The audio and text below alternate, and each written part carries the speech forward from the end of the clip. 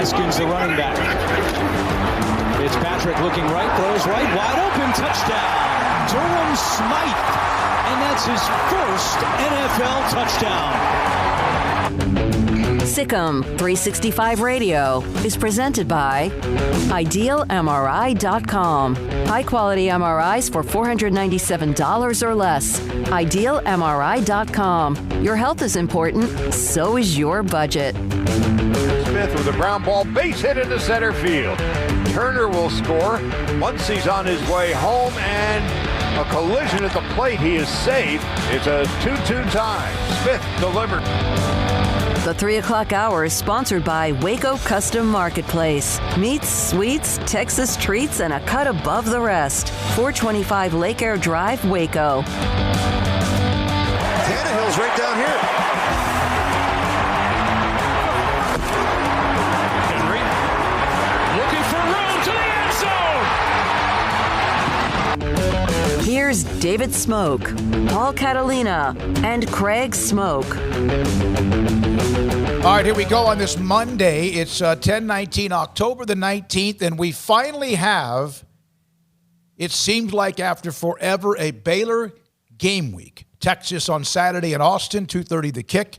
Dave Aranda today available to the Big 12 teleconference media. Also did a one-on-one with me right after that, and also then with the media on Zoom as well. And storylines around both Baylor and Texas. Cowboys play tonight. World Series is set. And what a weekend it was in college and also pro football. Craig Smoke to my right. We also have Paul Catalina. Both Armstrong and CJ run the mothership. And it's nice to have a week that we get to. And you know, in this day and age, things can change. But when the news, I think it was Art Strickland sent me a text. He goes, hey, I hear them kind of going around doing things yesterday or 2 days ago across the Brazos. There's a game. It's Texas. Thank goodness we have a chance to talk about football. Yeah, absolutely. It's been 2 full weeks of us sitting around waiting, and we were going to wait for a week anyway because of the bye week, but to get an extra one in there because of everything that happened was actually pretty stressful, and you wondered, how this is all going to work out. Yeah, man, I'm glad to have something to talk about. As you said, this has been quite the waiting game. It's been frustrating. I can only imagine the frustration level that there must be for the program, for the athletic department staff, for the coaches, for the players as well. And but it was tough to sit back this weekend and watch a bunch of teams playing because there were quite a few games that were, of note or at least interesting to watch. The Big 12 was pretty much off all this weekend outside of Kansas and West Virginia. So good to have a full slate, good to have Baylor back at it and talking about something positive because the positives we've been talking about have been negatives, but now it looks like we might be over that hump and be able to, just talk football for once, which would be nice. All right, so here, Dave Aranda did meet with the media today and also said that there have been no positive test players and or coaches. They went back to work out this weekend. They'll have, of course, the game Saturday. And the bottom line is it was watching some college football over the weekend. Nick Saban, we now know, can walk on water because he himself or Alabama has cured COVID by being able to coach just a few days after he tested positive, but at least they turned it around. He had a bunch of negative tests. He ended up coaching, and Alabama, they looked good. Georgia looked okay. There was anyone else that jumped? I know, Paul, you had a big weekend with Florida State. Anyone else besides Clemson just annihilated Georgia Tech, Arkansas is a problem for some people now. All of a sudden, Kendall Briles and that staff, Coach Pittman, they've done a pretty good job. Arkansas and Kentucky were the two biggest surprises to me. And I'm not surprised that Kentucky won. I'm surprised Kentucky won 34-7. And we'll hear from them. You have a feature on Kentucky football. That's the easiest thing to say, Kentucky basketball at 4:30 today. Dave Aranda, one-on-one at 4, Phil Bennett at 5, and former Baylor linebacker Avion Edwards today at 5:30. The Cowboys do play the Cardinals tonight in a game against former Allen Star and Oklahoma Heisman Trophy winner Kyler Murray. So, the other thing that's a part of this week as far as the University of Texas is concerned is that Tom Herman today for the first time met with the media. We'll have a couple of comments from him on the eyes of Texas as that carried over after their bye week as well. Xavier Howard, former Baylor star, had yet another interception. He's getting one of those almost, what is it, Craig, about once a week? Yeah, just about. I mean, he's, I don't know if you go back to what date exactly because it changes, and I've seen the tweets a few times, but, like since 20 whatever, he's the leading interception guy in the NFL, and I'm not sure where he is, as far as, on pace guy and all of that, but no, he's got an affinity for, grabbing the football away from offenses, and he's been doing that his entire career in the NFL so far, so good to see him continue to do that. Yeah, he had another pick in Miami. And anything yesterday other than the NFC East convinced we already knew we didn't need validation. Eagles lost, but they made it close at the end. Almost had a chance to send that game that looked like it was over many, many weeks before, or days before, or hours before that. Almost got that thing into overtime. It kind of reminded me of the Cowboys a couple of times this year. Washington and the Giants can't get out of their own way. Cowboys can lose tonight and still be in first place, correct? No matter what happens, they're in first place tonight. And, I don't expect them to win. Do either of you expect them to win? Yeah, why not? I don't know why they wouldn't. But I'm more of a glass half full guy when it comes to them. I know that, that Kyler Murray might drive them nuts, but I don't know. I wouldn't be surprised by either result tonight. I think if I had to place a bet, I'm going to go with the Cardinals, but I would not be surprised by the Cowboys winning. As far as anything that stood out, Matt Rule and the Panthers saw their win streak broken, and looks like the Bears are a pretty for-real team, which is great news for them. And they're now 5-1 on the year, and Brady and the Bucs, had a really nice win over Aaron Rodgers and the Packers. So that was another. And that looked like it was going to go real differently at the beginning. Looks like the Packers were going to smoke the Bucs, but instead the Buccaneers ended up beating up on them pretty good. So, yeah, and then obviously a very interesting decision at the end of that Washington game. But the NFC East stinks. It's the Cowboys to lose, basically. And the Eagles, tried to go out there and grab a win against Baltimore, but just could not get it done. But, it was a pretty interesting weekend overall. Yeah, it was. And so here we are. We have Baylor and Texas Saturday. World Series is set. The Rays have to go 7 before they finally put the Astros to sleep. And I saw a couple of notes today from an interview with the general manager of the Astros that the George Springer news in the offseason could be interesting because of what it's like financially of whether or not they bring him back and what they can do. But that's Houston. That's in the offseason. Rays and Dodgers. Dave Aranda is a huge Dodgers fan. Huge L.A. Dodgers fan. And I asked him about that today in my one-on-one. We'll have that today at 4 o'clock. Anything from what Aranda said today in any of the media sessions, Big 12 and or the regular media Zoom session that came out, anything that stuck out in either one of your mind? I did not get to listen as closely as I would have liked, so I'm looking forward to being able to hear a replay of it. But I was in and out because I was taking phone calls. So the parts I did hear, just, the fact that there were no positive tests to report. It'll be interesting to get that new combined total out of the athletics department. Typically later on this afternoon is when we'll see that, sometime towards the end of the show most likely. But for it to go from what it was just a couple of weeks ago, and Baylor there for a couple of days was – the butt of jokes of can't control what they've got going on over there, a lack of discipline, and then pretty soon that went away, as I wrote in an article for Sikkim 365, because in the 48 hours following that, it was Nick Saban at Alabama, and it was Ole Miss having issues, and it was this team and that team having issues, and this game and that game getting canceled. So just to hear that they, as a team and as a program, seem to have gotten over that hurdle, that was a major hurdle. So that's good news, and I know a lot of people were wondering if today they wouldn't hear, well, it's gotten worse, or, there's still 20 guys who are sick. But instead, to hear that it's all clear for the most part is pretty good news. It is good news. The Big 12 has a full schedule this week. Oklahoma plays at TCU. That's an 11 o'clock kick, as is Kansas at Kansas State. Iowa State, Oklahoma State, Baylor, Texas at 2:30, and then West Virginia at Texas Tech. That game is at 4:30. This is a question on the text line. We don't have macros until tomorrow. How many of you think the Baylor flare-up following West Virginia, and how many overall? We saw what Nick Saban went through. He tested positive, and then they went through the protocol of getting one after another negative test. How often do you think that happens? And the players have to stay out longer if they test positive than coaches. Yeah, I given what we've seen that a false negative really probably set this all off, then a false positives wouldn't be surprising to me. I'm sure they've had a few of those as well, but the testing is so scattershot. It's not a blood test. There's all these weird things about it, and that's complicated everything. Yeah, I mean, it's not 100%. So if it's not 100%, there's a chance, right, that it's not going to work out exactly the way that you need it to each and every time. It certainly hasn't across the country. Everybody's had their issue here and there. And that Alabama story just, exposed that a little bit more than maybe people realize. But, no, that's certainly an issue you have to deal with. The thing is that you're just at the mercy of those tests. So the only thing you can do is test more. And, it looks like, it's going to be just more testing, and just going to have to live and die by those things until we get some sort of, completely accurate test at some point or another. I heard that was coming in 2021, but I'm not so sure about that. I haven't heard anything lately on completely accurate testing, but it's what you live with and die with at this point in time. All right, so Dave Aranda, Paul, today addressed the media through his Big 12 teleconference, and also then the media Zoom session that's around 11:30, 11:45 as well. And one of the questions was, they get back to work. Who are they? Who are they? Who are the Baylor Bears football? Who are they? And Dave Aranda said this is who they want them to be. We try to do that, just do what we do. I think, we need to play the brand. And we talk about being the toughest, hardest working, most competitive, team.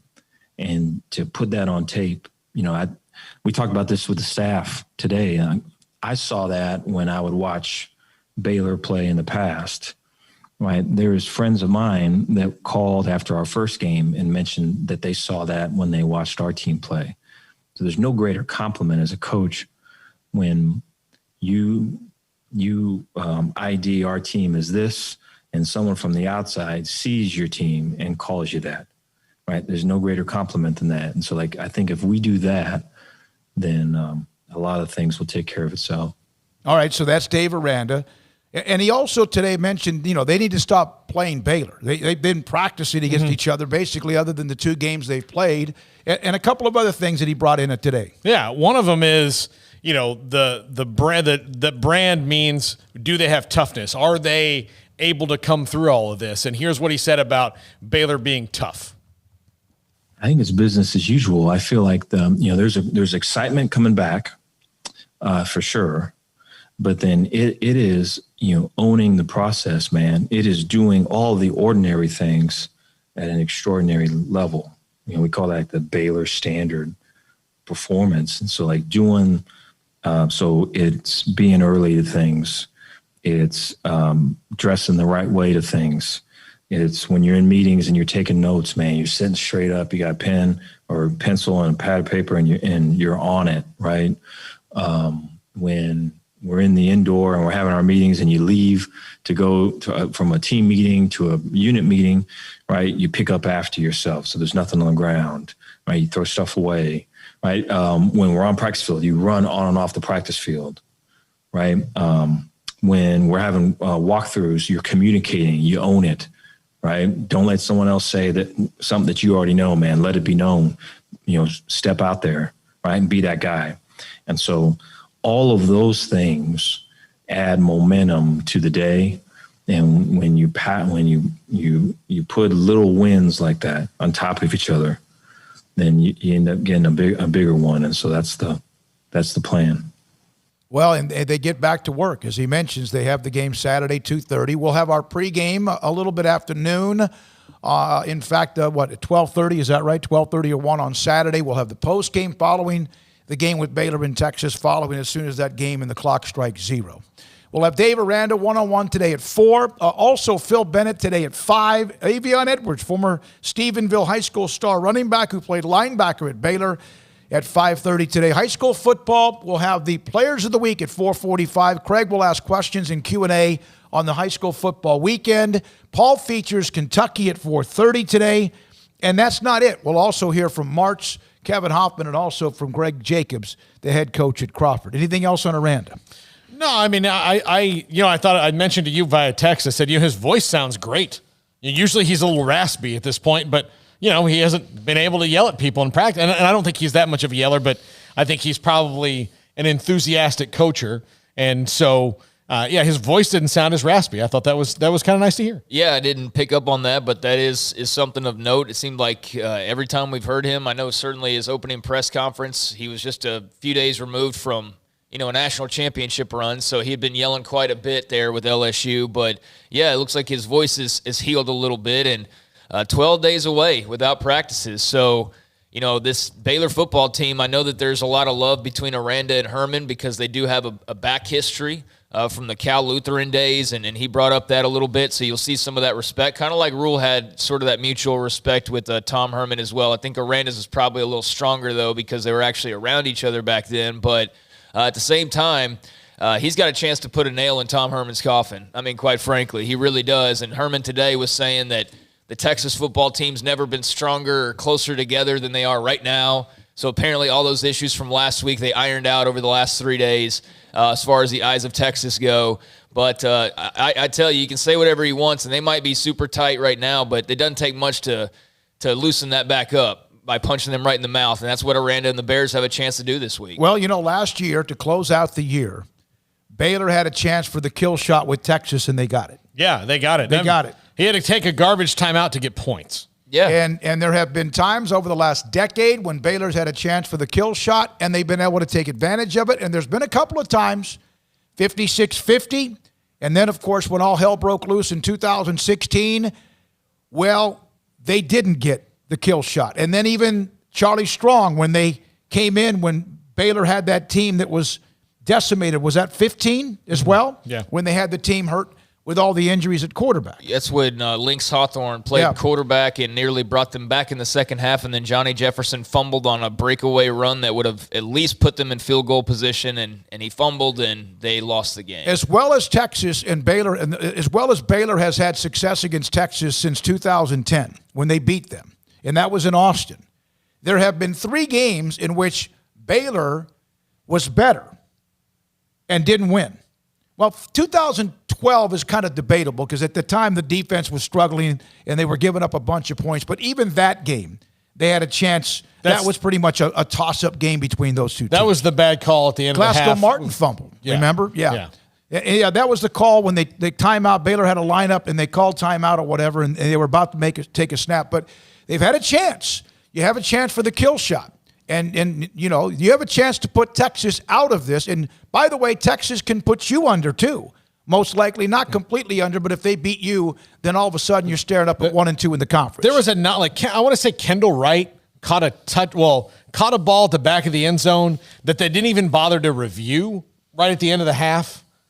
That kind of started like the anger from 2012 in Austin. That's the same when game Browse Glasgow broke the chair. Yeah. The Glasgow fumbled. Yeah. All right, 3:17 is the time. Number to call. We'd love to get your feedback. Also, the text line 254-339-1122. 254-339-1122. The number if you'd like to jump in. Your thoughts about just getting back. Your thoughts about is this a kill shot for Baylor or Texas as far as this week? Even though it's very early, it seems like it's been forever though. Since they played West Virginia. It seemed like, well, it has been. It's been 2 weeks. It'll be 3 weeks, basically, of weeks since they played the game against West Virginia. And West Virginia, after a sluggish start, ended up separating to beat Kansas as well. And that's the only game that's Greg said in the Big 12. Letty Brown's a really good player. The running back, he's very, very good. Their defense is okay. Jarrett Daigie's nothing special. That's a game that I think, depending on what Baylor does the rest of the way, you could look back on that one and be like, yeah, we really blew that. We really should have probably beat West Virginia. I don't think West Virginia's all that great. And I was high on them. I'm high on Neil Brown. I think he'll eventually get them really good, but they're not that good this year. And Baylor, they lost that game because they played as poorly as they did, which is why they played as poorly as they did and still had a chance to win, but didn't, obviously.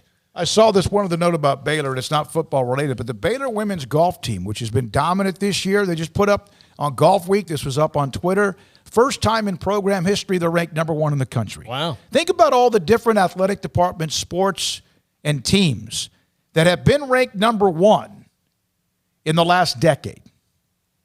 Volleyball, men's basketball, women's basketball.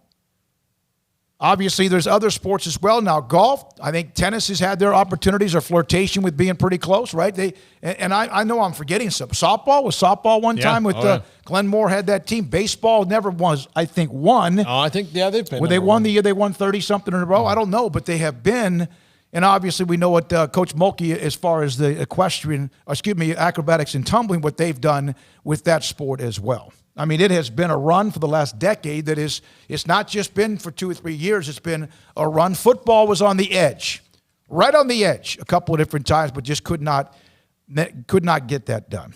Also, what's happened, the SEC, Alabama, and Georgia. When Georgia hit the long pass, I thought, okay, this is going to get into that one and they're going to have problems again. But you know what? Alabama took care of their business and kind of said, hey, by the way, we're not done yet. We're not done yet. And Mac Jones was really good. Their defense made just enough plays. Mike Leach is in free fall. Ole Miss lost. Yep, Mike Leach is in trouble now. I mean, and the whole storyline of talking about how he might need to kick certain players off the team, and ever since he said that, they have not played very well. But outside of Georgia, the top dogs, Notre Dame, Clemson, Alabama, all took care of their business, and A&M, they took care of business against Mississippi State. They're flirting with the top 5 now as far as being 3-1. So A&M is a team to pay attention to, and now Oklahoma State, who Baylor obviously would have played last week. I mean, they're right on the outside of the top 5, even though they didn't play this weekend. They're at number 6, but the Big Ten is back. So we've got, now these rankings that have included Ohio State as a top 5 team the entire time, which is ridiculous, or Penn State as a top 10 team the entire time, which is ridiculous. Now we'll finally see. Now we're going to see Ohio State and Penn State and Michigan and Iowa and all these teams. And I, for one, welcome them back.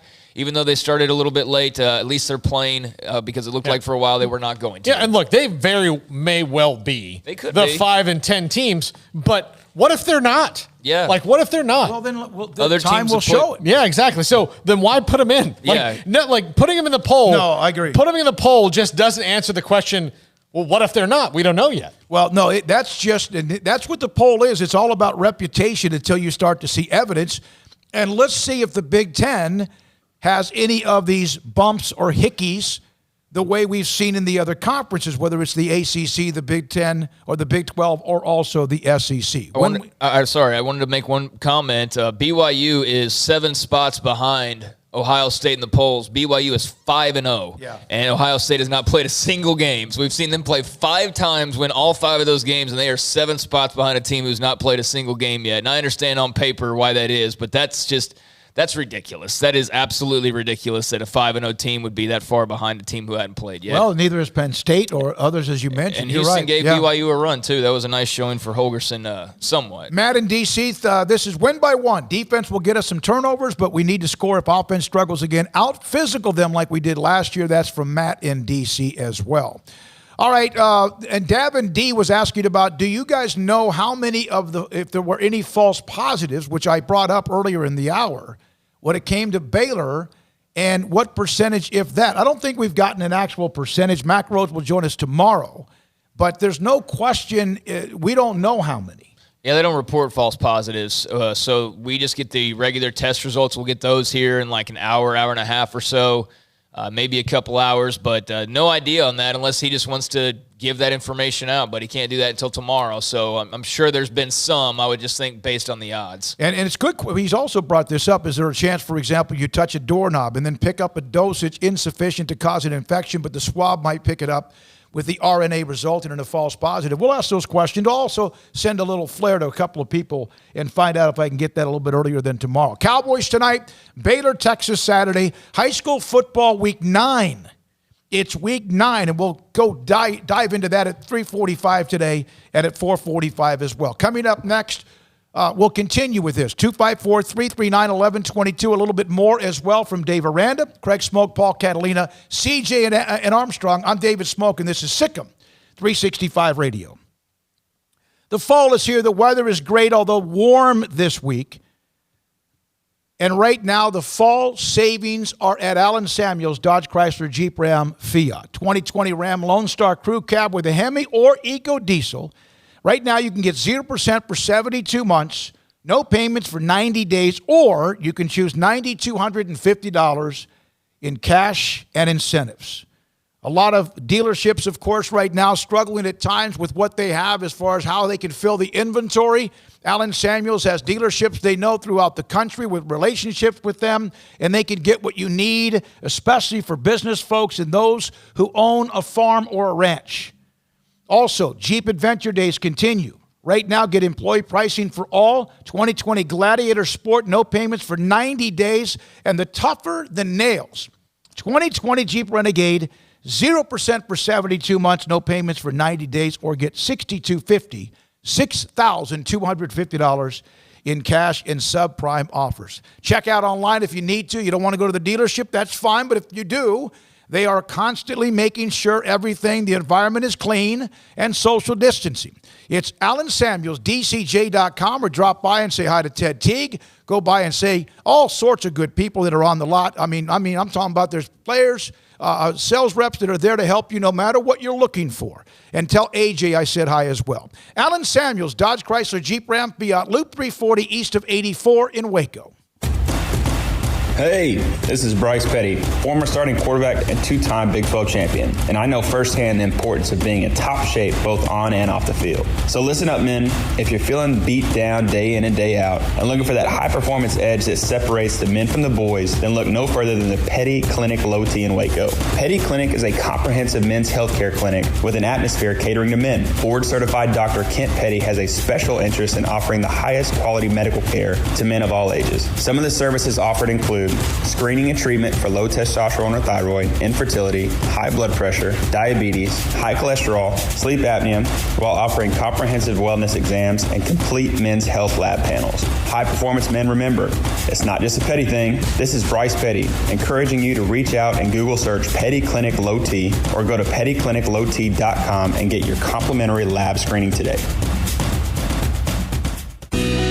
Let Camille Johnson Realtors guide you seamlessly through the process of buying your dream home or selling your current one. Commercial, farm and ranch, or residential, Camille Johnson Realtors can smoothly and successfully lead you through any transaction. With a team of 28 experienced agents who are excited about serving you, Camille Johnson Realtors services the entire greater Waco area. If you're in the market to buy or sell, contact Camille Johnson Realtors, 104 Midway Center in Woodway, or find them online at www.camillejohnson.com. Camille Johnson Realtors, elegant, charming, warm. Welcome home.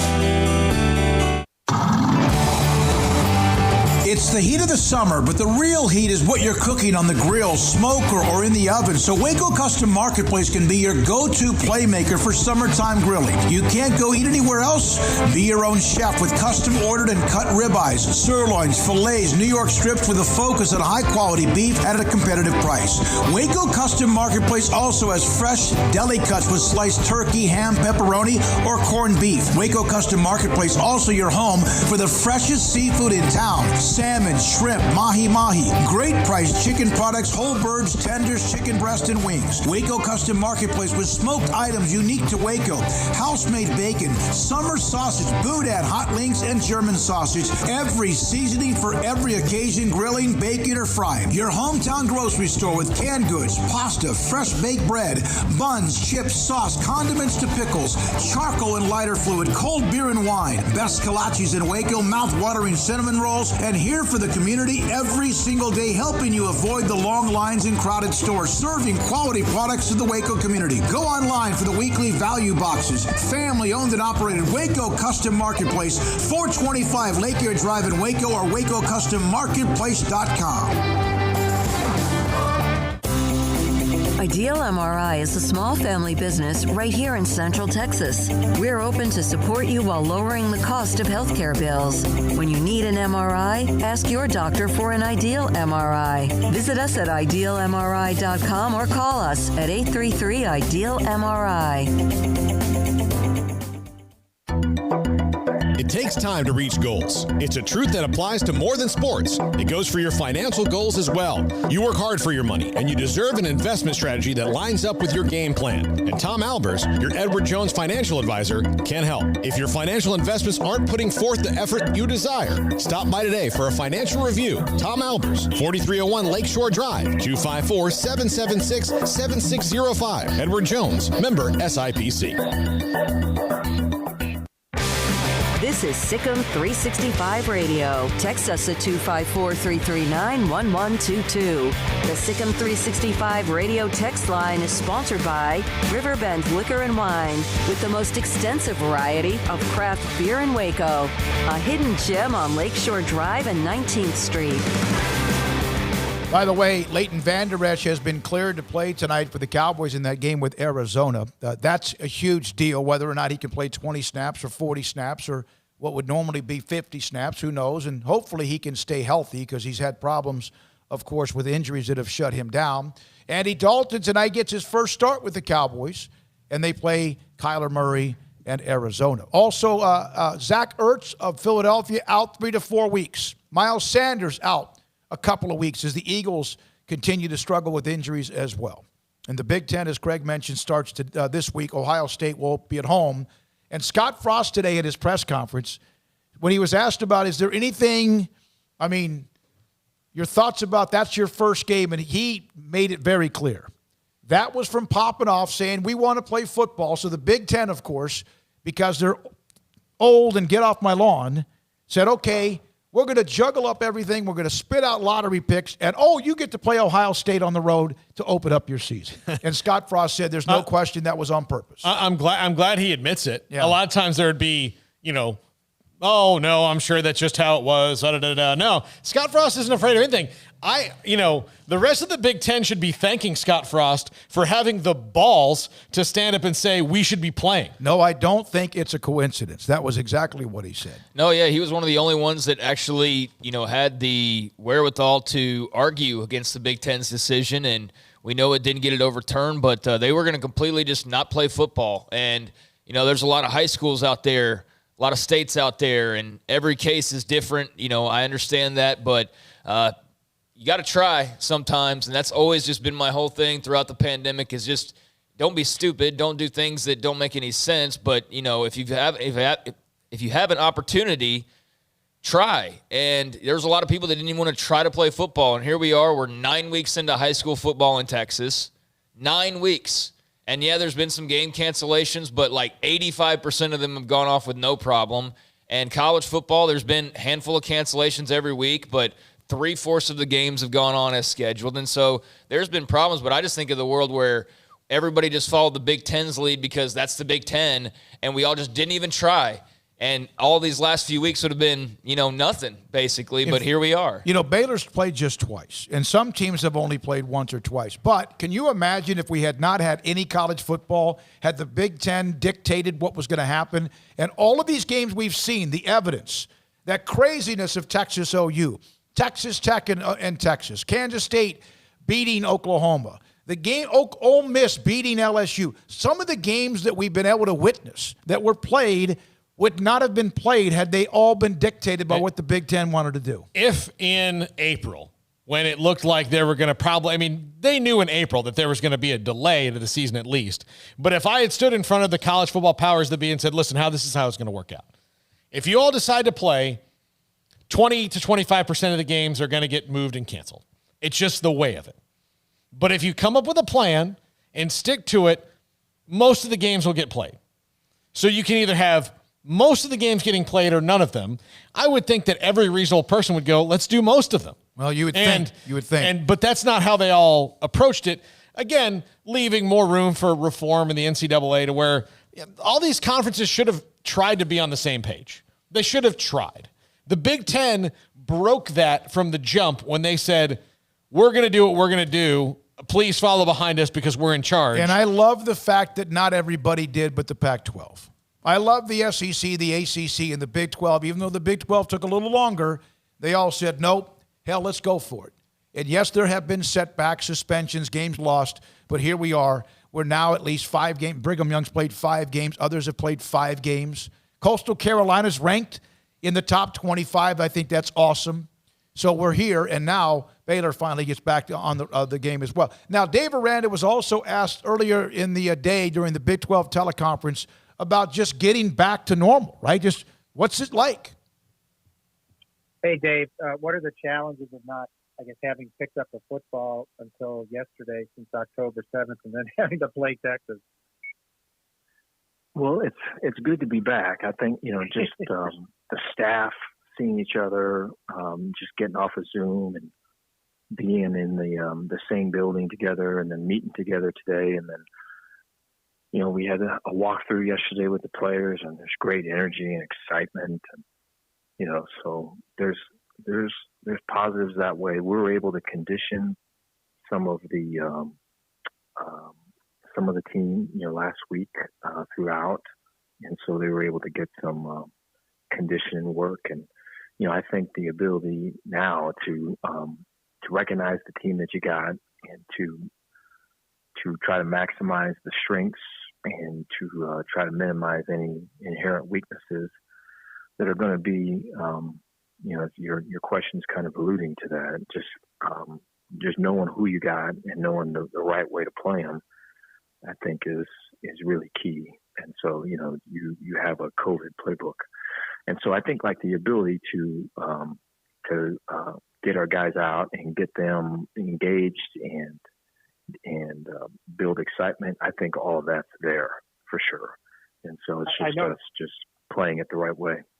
I know you don't do this anymore, but what would be the temptations that, have 4 padded practices this week just to catch up and get ready?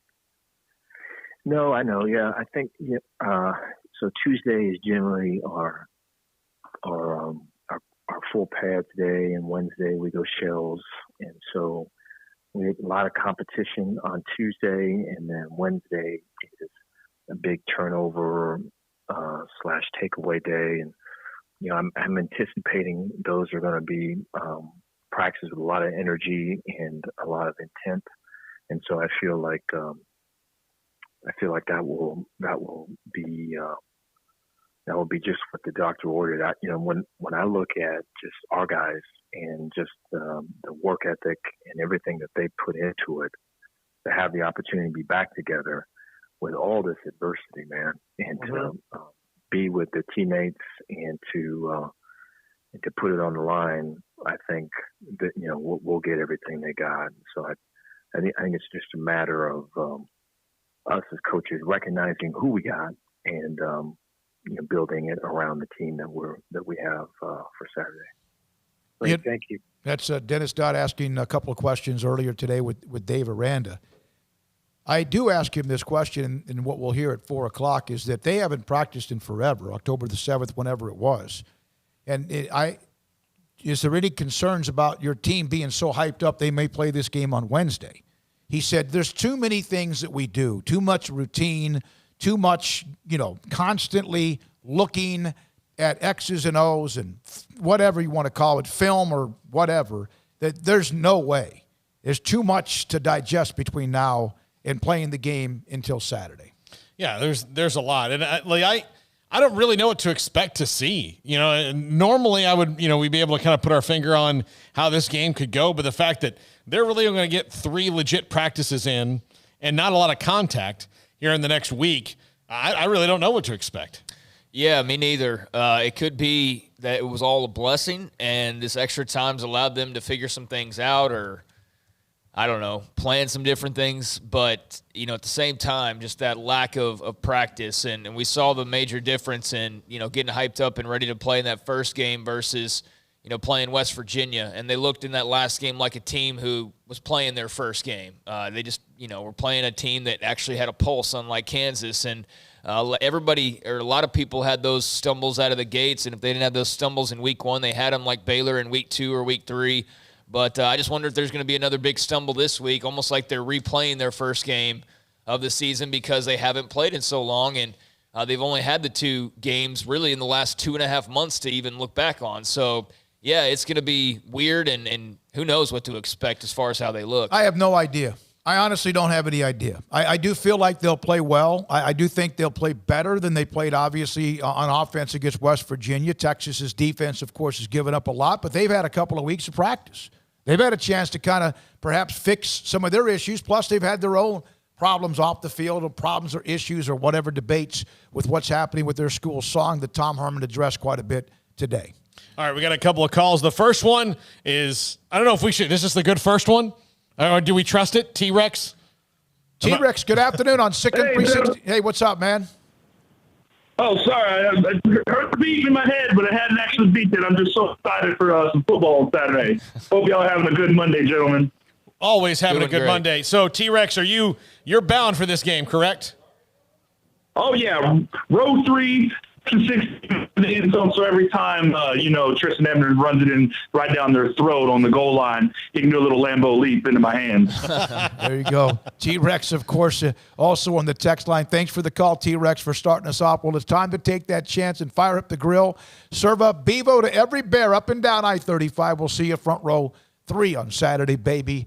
Let's go. Yeah. We lost the other call, but please call us back. 254-339-1122. If we're calling in from Mejia, we're here. We'll take a couple of more minutes here. We'll try to get your number and also get your phone call in as well. By the way, a little bit of a different look today. CJ and Armstrong are running the mothership. That's the same. Cameras, they're all the same. Streaming, the video, audio, Periscope, Facebook, Alexa's no video, but still have that as well. And then, of course, online, Sikkim365.com. Periscope, Facebook, YouTube, Alexa, Sikkim365.com, and the app, the free app, Sikkim365 app.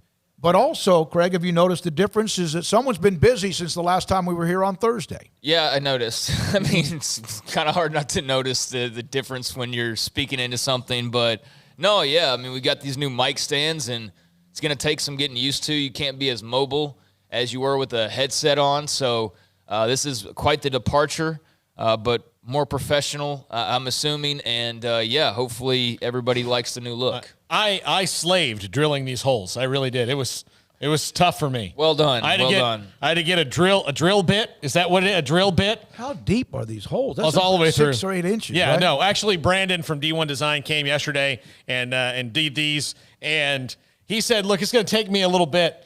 It's going to be." So I got comfortable. I was watching football, and then, I hear him drill, and then he's like, "All right, I'm done." I was like, "What is a little bit to you?" Yeah. He was telling me it was going to be long. He was fast. It was great. Well, they're fantastic. We had the headsets that you see coaches wear on the sideline that are attached with the bar. These are microphones right in front of us. This is really the way it was forever in radio. Sometimes you still have the headsets, which we use when we're on the road or we're doing a broadcast. I love it. It's just, you're right, Craig. It's kind of, we'll get used to it. To me, it actually gives me more flexibility to move around my laptop in front of me. Before, it always seemed to be a little bit difficult, but I love the sound. Yeah, I mean, hopefully it sounds okay. I can't really tell based on just what I'm listening to and everything, but hopefully for everybody out there, it sounds good. It's going to, like I said, be something to get kind of used to just as far as moving around. I got to hunch over a little bit. I probably need to adjust this. So we'll get all those details down. But, appreciate another upgrade to these fabulous studios of ours. If you don't, when you go to watch us or listen to us, if you don't see us on any of the platforms I mentioned, let us know anytime at 254-339-1122. There was an issue. Someone said it with Facebook. It's up and going. There's 5, 6, 7 different platforms you can hear us on, watch us on, and be a part of Sikkim 365 Radio. There are 2 different Periscope feeds, maybe even more. There's a YouTube feed, 2 Facebooks, and then just the live stream to our actual website. Yeah, and YouTube and all the other things along with it, and Alexa as well, which even if I can do it, then anyone could do it. All right, coming up next, Mart, 77-0 win. Crawford dominates again. We'll hear from Kevin Hoffman and also Greg Jacobs. My conversation with Baylor head coach Dave Aranda, he gave me a lot of time today. It's been forever, really, since I had a chance to visit with him. We'll have many things, including how thrilled he was his Dodgers are in the World Series yet again. All that and more. Avion Edwards, former Baylor linebacker, at 5:30, and Phil Bennett at 5. This is Sikkim 365 Radio. Richard Carr, Buick GMC Cadillac, the kickoff savings event is continuing on, and that means that you've got a lot of great deals that you can take advantage of right now. And Richard Carr has been doing their thing all along throughout this entire mess that has been the year 2020. They've been operating, and it's been business as usual with a couple of tweaks just to make their customer service that much better. But what is the kickoff savings event? Well, that means all 2020 vehicles on their lot are priced to move right now, and you can get it all. Smooth, quiet ride in a first-class interior matched with power and durability. The GMC Sierra is the best truck on the road during Richard Carr's kickoff savings event. Qualified buyers will score $9,000 off a 2020 GMC Sierra at Richard Carr. The 3-row Buick Enclave is an amazing value in a luxury SUV during the kickoff savings event. All 2020 3-row Buick Enclaves are $10,000 off, or you get the versatile and nimble Buick Encore for only $19,900. It's the kickoff savings event at Richard Carr. Score huge savings right now on all vehicles in stock. Go to richardcarr.com or come see the deals at Highway 6 and the Imperial Exit, or call, and they will bring the test drive to you. Listen, in the past couple of years, we've had a lot of people moving in from out of state to Waco thanks to Chipper and JoJo. And while we welcome these new citizens, they unfortunately brought some of their bad habits with them. Hi, Jay here from Pickup Outfitters, and you know what I'm talking about. Naked trucks. You'd think everyone moved here from McNewtville, but we shouldn't judge them, we should help them. For example, when you see a recent transplant truck from a less civilized state like California, instead of saying, "Your truck is disgusting, your bed is exposed, get a bed cover on that truck, buddy," that's a bit harder. Instead, try something like, in Texas, it's not polite to drive around with your bed exposed. Maybe you should check out the excellent selection of bed covers at Pickup Outfitters. And then if they refuse, you can say, "Well, I hear New Mexico's a nice state." Let's help our new neighbors and let them know that truck nudity is not okay. Let them know about Pickup Outfitters of Waco and send them to our website, createacommotion.com. Riverbend Liquor and Wine has their easy-to-access drive-thru open and convenient and clean in-store location on the corner of Lakeshore Drive and North 19th Street in Waco. Riverbend Liquor has the best and most extensive variety of craft beer selections in Waco, and Balcones whiskey, including single malt, pot still, baby blue, rye, brimstone, and the all-new Lineage in stock. Riverbend Liquor and Wine, family-owned and operated, and a hidden gem in Waco on Lakeshore Drive and 19th Street. And find out more on Facebook and Instagram. Southwest Sports Medicine and Orthopedics, the team physicians for Baylor Athletics, specializing in diagnosis and treatment of any and all sport-related injuries, celebrating over a decade of service to Central Texas. They tackle all surgical and non-surgical problems that arise from an active lifestyle. Trust the doctors that Baylor trust, and when injuries sideline you, don't wait for Monday. Join us at 8:30 on Saturday mornings for a post-game injury evaluation clinic. Southwest Sports Medicine and Orthopedics. We get you back in the game. Texas Farm Bureau Insurance in McLennan County takes pride in backing Central Texas football. Our agents would like to help with your insurance needs. Call 254-772-8090 for an agent near you. Stepping into the boots of a U.S. Army officer can add confidence and leadership skills to your son or daughter's career path. See all the things they can achieve in our boots at GoArmy.com. U.S. Army Waco Recruiting Company, 254-598-8131 or 254-776-1543. Bird Culture Ford has been in Waco since 1936. Ford, the #1 selling truck in Texas, 43 years running. And Bird Culture Ford proudly supports high school football in Central Texas. And no better way to tailgate with a Ford than from Bird Culture Ford. And are there better vehicles to tailgate with than the Ford F-150 or the Ford Expedition? And of course, you can get them new pre-owned Bird Culture Ford. Our sponsor of the Ford Tough Player of the Week, locally owned dealership. Online at bkford.com at 1701 West Loop 340 in Waco. Bird Culture Ford. Hi, this is Martin High School football coach Kevin Hoffman, and I'm a proud listener and supporter of the all-new Sikkim 365 radio show with David Smoke, Paul Catalina, and Craig Smoke. This segment with Mart Panthers football coach Kevin Hoffman is sponsored by Texas Farm Bureau Insurance, U.S. Army Waco Recruiting Company, Southwest Sports Medicine, First National Bank of Central Texas. You just overwhelmed Hubbard 77-0. And now you've got this schedule coming up that's a little bit unique. You don't play Friday, but you play, I think, Monday. But just how have your kids handled, you think, the changes and constant, ups and downs of this schedule? They've been pretty good. They're disappointed when we had to, postpone a game, obviously, because they were looking forward to the Bremont game. And then with it get postponed, there was disappointment, but they understand, we're going to make that game up. They're going to have a chance to play them, and they want to play them because they know that Bremont's really good. And, we want to be tested, but we're looking forward to any time we can just play a game, no matter who it is. I know you won the game and you won it handily, but I saw where somebody put out a note, Armando Chavez, your kicker, and this has got to be something that's really a concentration thing because the game was out of hand, but he did not miss an extra point. 11 for 11. And that's sometimes, they won big, no big deal. But that sometimes means the snap, the hold, the blocking, and the kick all have to be good 11 different times in a game. Oh, and it does. And Armando, you're talking about a 14-year-old kid, freshman, that's done a great job for us this year. And we've struggled with our PATs this year.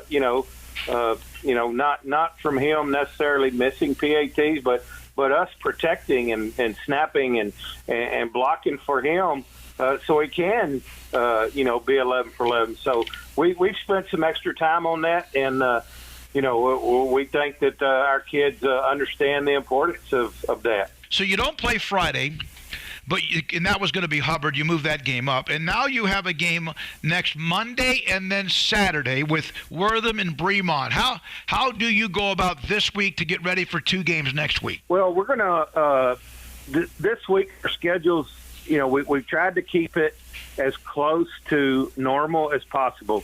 Our Monday through Thursday schedule, we're planning as if we were playing the game Friday with Wortham. So our Monday through Thursday schedule will be exactly the same. And then what we're going to do is we're just going to flip-flop our Monday schedule for the following week with our Friday schedule. So, we'll do Monday's workout. It will be abbreviated, but we'll do Monday's workout on Friday, give the kids the weekend off, and then, we'll do our game day deal on Monday. And then, the following week, obviously, we're going to have, it'll be different because we'll have to do something on Tuesday, the day after a game, which we normally wouldn't. But we're going to practice the day after on Tuesday. It'll be a little bit abbreviated workout, but then we'll pick up Tuesday and then Wednesday, Thursday, and then a little abbreviation on Friday, and then we'll play on Saturday. So that's how we're going to handle it. Hi, this is Crawford AD head football coach Greg Jacobs, and you're listening to Sikkim 365 Radio with David Smoke, Paul Catalina, and Craig Smoke. This segment with Crawford Pirates football coach Greg Jacobs is sponsored by Texas Farm Bureau Insurance, U.S. Army Waco Recruiting Company, Southwest Sports Medicine, MP Electric. Greg, you continue to dominate 47-0. You've had 3 shutouts.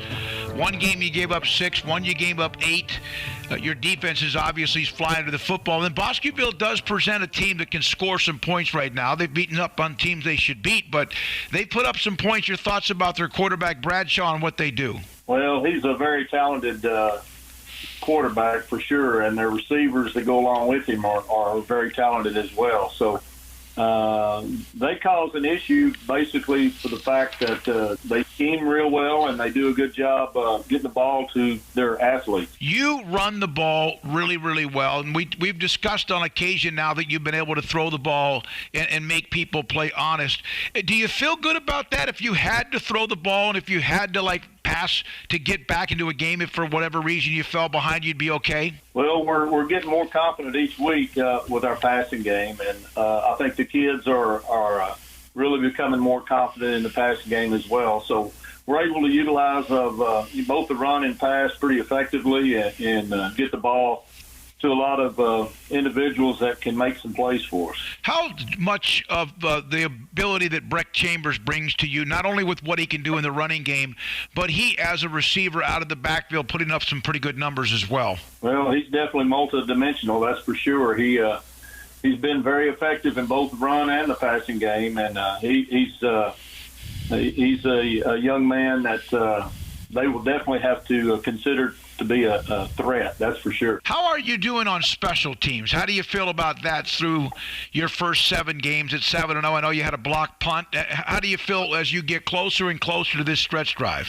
Well, I think it's been improvement for the most part. We've had a couple of issues here or there, but for the most part, we really showed a lot of improvement in special teams. So, yeah, I'm very pleased with it right now. I know Holland was a knockdown, drag-out game, and obviously you don't want to ever get tested, but do you feel pretty good if, in fact, you get involved in one of those games where you're going to have to make a play at the end? Well, that's what we've been preaching throughout the year, that we're going to face adversity in every game that we play, and how we handle that adversity, it will mean a lot to us in the long run. So that's what we're trying to accomplish, is being able to deal with different sorts of issues that come up and how we handle them as a team. And the better that we're able to handle them, the more confidence we gain from that. Central Texas traditions run deep, all the way to the vehicles we drive. That's why folks trust Allen Samuels. During Allen Samuels Jeep Adventure Days, get employee pricing for all on new 2020 Gladiator Sport and no payments for 90 days. Plus, the tougher-than-nails 2020 Jeep Renegade, 0 for 72, no payments for 90 days, or up to $6,250 in cash and subprime offers. Trusted. That's Allen Samuels, your friend in the car business. At Baylor University, students find their place to shine. They're faithful friends and inspirational leaders. They're championship teammates and independent thinkers. They're on the cutting edge of high tech and in the halls of history. If you want to make the world a brighter place, you can. And if you want to shine in your own way, you can. The spark you need is already inside you. Bring it to Baylor, where lights shine bright. Boozers is the wedding ring store and more. If you're ready to get engaged or already married and want to upgrade your wife's ring for a special anniversary, Boozers is the place to go. With the largest selection of premier quality diamond engagement rings and wedding rings in Central Texas. They have 7 cases with over 300 styles of rings from top designers like Natalie Kay. Choose from yellow, white, or rose gold, plus beautiful top quality loose diamonds. With an in-house jewelry, they can also custom make anything you want. Bring in a picture or drawing and let Boozers create your one-of-a-kind pendant or ring. They can even use some of your old gold and diamond jewelry to create something new. At Boozers, you'll find a great selection of quality timepieces, and Boozers is the place for expert watch maintenance and repairs, too. They specialize in expert Rolex watch repair for fine jewelry, watches, custom work, and more. Go to Boozers on Valley Mills and Lake Air Drive in Waco. Boozers, the wedding ring store and more. Have you tried a do-it-yourself program to lose weight? You may not know that in a typical do-it-yourself program, a quarter of the weight you lose is due to muscle breakdown and loss. With COVID harming obese and overweight patients, being at ideal body weight is more important now than ever. Over 30 physicians in Central Texas, tired of seeing patients fail at losing weight themselves, opened Muscle-Wise Nutrition. This is a coach-managed weight loss program that targets fat and spares muscle. The 4 Muscle-Wise locations have taken off over 19,000 pounds from Texas dieters in the last few years. The combination of coaching and weekly body composition analysis to target the fat loss are the keys to success. The coaches teach you how to eat and live a healthy lifestyle. Email Sikkim365 at musclewisenutrition.com today, and the coaches will contact you about their free educational seminars. Do not wait. Email today and start MuscleWise at Sikkim365 at musclewisenutrition.com.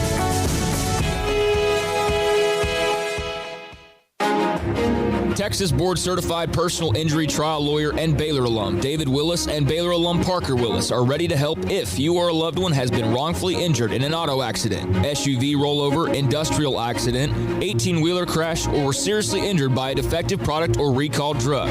Call them for a confidential and free case consultation at 1-800-GOT-HURT or visit them at texastriallawyer.com, principal office in Houston, Texas. Welcome back to Sikkim 365 Radio. The 4 o'clock hour is sponsored by Boozers Jewelers, the wedding ring store, specializing in custom jewelry and repair, all in-house. Love it. To the edge, to the pylon. Touchdown, Baylor.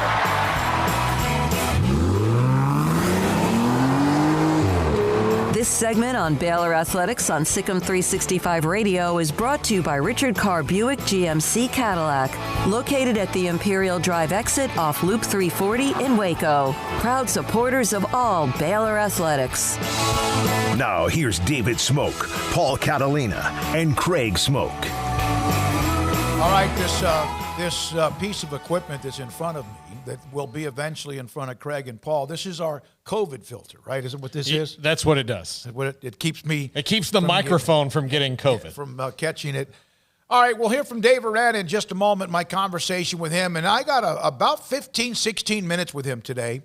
Many things, of course, Baylor, but also did ask him about what he's watched as far as college football in the Big 12 or the SEC and around the country.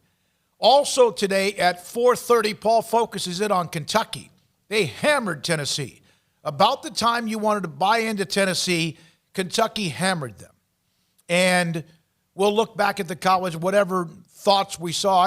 It was fun. It was nice about Saturday night was that Kentucky, Alabama, Georgia was a big-time atmosphere.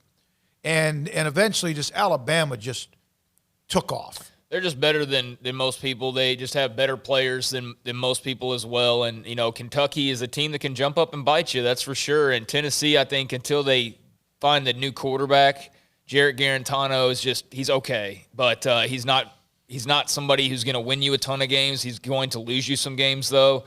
And, that was a surprising result for sure. So we'll go over the college football around the country at around 4:30, plus Paul will focus in on Kentucky. Craig's got the screen as well. And Paul, once he's accepted into the club, will have his. So it's game week. You have no idea what to expect, right? No, who could possibly know what to expect? Can the coaches even know what to expect with what this team might look like? Certainly they've remained in contact. They've been communicating. They've had Zoom. They're around each other now once again. But in terms of just football, who the heck knows? We've seen a team that looked pretty good. But they were playing an awful team in Kansas, and so that was kind of a mirage in some ways. And then they played a team who's just average, in my opinion, in West Virginia, and did not look good at all. So we've seen two different teams already. One game where all three phases showed up in that first game, and then the second game it was really just the defense. You had the missed field goals on special teams, and you didn't get the big kick returns that really sparked you. So. And then the offense, we know their struggles. So we know the defense is good, and outside of that, I don't think we know too much. Travis in Waco, how likely do you think there's a chance we see the Wildcat formation from Baylor like we briefly saw against Kansas with Ebner? Do you think that's a good option for the Baylor offense? I don't think of Ebner's the one you want to have the ball. To me, a Wildcat person is more of a banger. Yeah, and I'll just give the example of Derrick Henry in overtime yesterday. They lined up and there's basically, here's what's coming at you. I dare you to stop it. Now, Ebner and the Wildcat could, present a lot of different things because he is so dynamic. But I think one of the things you're missing is that confidence in your offensive line, because to run the Wildcat, you can't just do that because you have a great athlete back there at quarterback. You got to have the blocking for him, and that's why. When Baylor did what they did with Lynx Hawthorne and Johnny Jefferson there back in 2015, they had a really good offensive line that could do that could just push around North Carolina or Texas or whoever. I don't know that they have that group right now. So, maybe as a wrinkle here and there on a short yardage situation, but in terms of it being a game plan type of thing, I don't really feel like you probably have the guys to do that right now. By the way, we have had a lot of afternoon sports in the last few weeks. The baseball playoffs, I loved it. Every day for 7 consecutive days. Actually 8 or maybe 20, it seemed like there was a baseball game. There's afternoon Monday Night Football. Kansas City and also Buffalo are about to kick off. Tonight, Cowboys and Cardinals. Yeah, Josh Allen looking to redeem himself in the Bills a little bit, but it has been cool to have baseball on, and we don't have it today, obviously. And I can't believe the Astros lost that Game 7. That's not salt in the wound either. That's just, I figured if they won 3 in a row and got to a Game 7, then it was pretty clear who the better team was, and I was just shocked by that result, quite frankly. That's quite the comeback, and so I give the Astros not love, but certainly credit, and I know that was a roller coaster that in the way the fan base wanted it to, but that was a roller coaster ride I don't think many were expecting, so they got a little thrill out of it. Paul, did you see Mookie Betts make the beautiful catch against the wall that may have saved a home run? I'm not sure it goes out. I did. Still hurt by that one. It was also he hit a double And it was like the shortest double you're ever going to see. It was just deep enough to where he could have done it, and he just shows how athletic and fast he is. And he wasn't even the best player in the series for the Dodgers. That was Corey Seager, who'd been injured off and on the last couple of years. You think about how young that Dodgers team is, and that they've been to the World Series a couple times and haven't gotten it done. This is a great opportunity for them, but I think it's going to be a really good series. They're two teams built completely differently. The Dodgers are big money. The Rays, if you can tell me anything about Arozarena other than his name, then I'd be surprised. I can tell you he's a bad mamma jamma. He's a bad dude, man. And congratulations to Max Muncy. Baylor baseball alum gets a chance to try again with the Dodgers and win that elusive World Series. But so does Kershaw. Yeah. Yeah, but I mean, as far as the Baylor connection goes there, Max Muncy, and we do have the Highland Park connection here as well, so with Armstrong. So, Kershaw getting that opportunity at the same time. But that's really cool for Max, and we'll see if he doesn't have any World Series fireworks in store. But I guarantee Major League Baseball is thrilled that L.A. got in there, because Tampa versus Atlanta, ratings probably not that great, but L.A. at least gives you something. Yeah, no question. And, of course, Kershaw will start Game 1 for the Dodgers and see if he can have better luck than he had the last time in the World Series when he had a chance to seal and knock out the Astros. So here is it's been a while. We've heard from Dave Aranda on occasion, the Big 12 teleconference, but it's been a while since I had a chance to visit with him one-on-one, and here's this lengthy conversation. Dave, was there a sense of relief when you took the practice field this weekend? There was. It felt good to see everybody. Just to be in the office with the coaches to begin was really good to see. We had some guys lost 15, 20 pounds, fitting into stuff probably a little bit better. And we had other guys that had, was able to spend some time with their families, and others were doing studies on this and that. So all of it was good just to get back together and be with everybody and be a team again on that side of it. And then the players was even more so, they were excited, man. There's legitimate just excitement, and it was great to be there. And so I feel like the energy of that walkthrough was really strong, and I think it's something that we can build on just throughout the week. Excited to be back. You needed practice so badly after the West Virginia game, and you had the bye week, and then, of course, you were going to play Oklahoma State. That just seemed to be such an important time coming off the loss. Is that something that you can ever get back? Well, I feel like we had something there on Sunday, and then we had a Tuesday and a Wednesday. And that Tuesday and Wednesday was one of our better, if not our best, Tuesday and Wednesdays. So Tuesday's full padded and pretty intense, and Wednesday's right along up, right there with it, intensity-wise and physicality-wise and everything. Those are the best two practices we might have had. I'm talking, up and down, inside and out. And so I think the players knew it, and there was a cohesiveness there. I felt it was real, and was excited about kind of what the Thursday was going to look like. Then obviously we got some results back, and then we stopped everything. But I think so. That work was really good, and our aim is to do that again. That's the standard, and let's have another Tuesday. Let's have another Wednesday. Now, as far as last week goes, the ability to be in Zoom and to apply, to look at it as a new season, and to look at it as, hey, this is what we've done. Here's, we call them good and bad tapes. And so here's 10 plays of you doing really good things.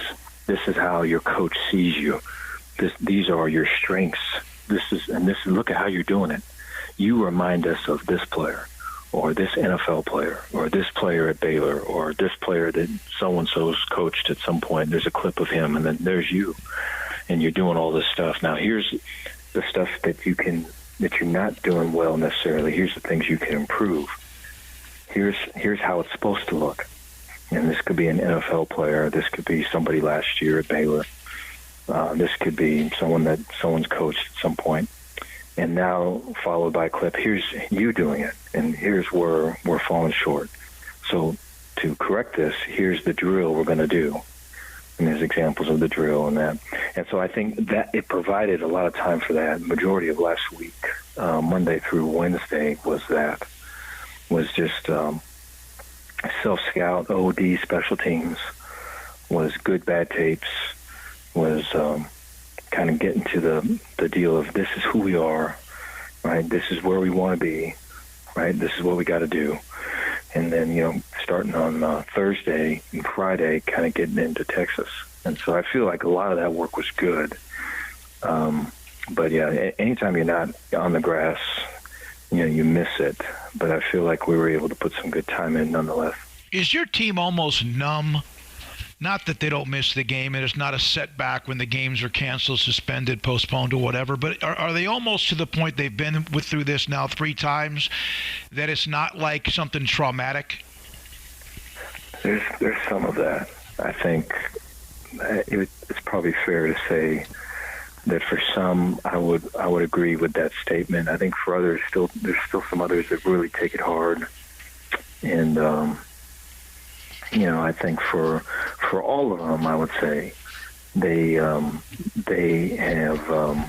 really worked hard, and I appreciate this about them. And this is staff included too, have really worked hard to see the positive in it, or to see this as a challenge, to not see this as the end of the story, but just the middle or perhaps the beginning of the story. And this is where I start. So I think they all see it that way, and I appreciate that, and I think that enables us to get better along the way. Do you feel like your team came back in shape? So far, yes. I think we were able to condition some last week, and so obviously the COVID positive guys, no, we did not do anything with them. We took care of them and kept up with them, and track their progress throughout the week, just in terms of getting better. The direct contact guys, we were able to condition. The guys that have been positive previously, we were able to condition. And so they were able to get some work last week. And so then I think, coming in on Sunday and getting work was all really good. And so I think, we'll have a better grasp on that starting tomorrow and Wednesday and how we fare in those 2 prices. But I expect for it to be good. I think the guys have been doing the right stuff where they need to be. I know sometimes when it's a big game that sometimes there's a concern about your team peaking too early in the week. In this particular case, because the energy was so high, as you mentioned, is there any concern that they might get hyperventilated and overmodulated too early in the week and not for what you need on Saturday? I don't think so. I think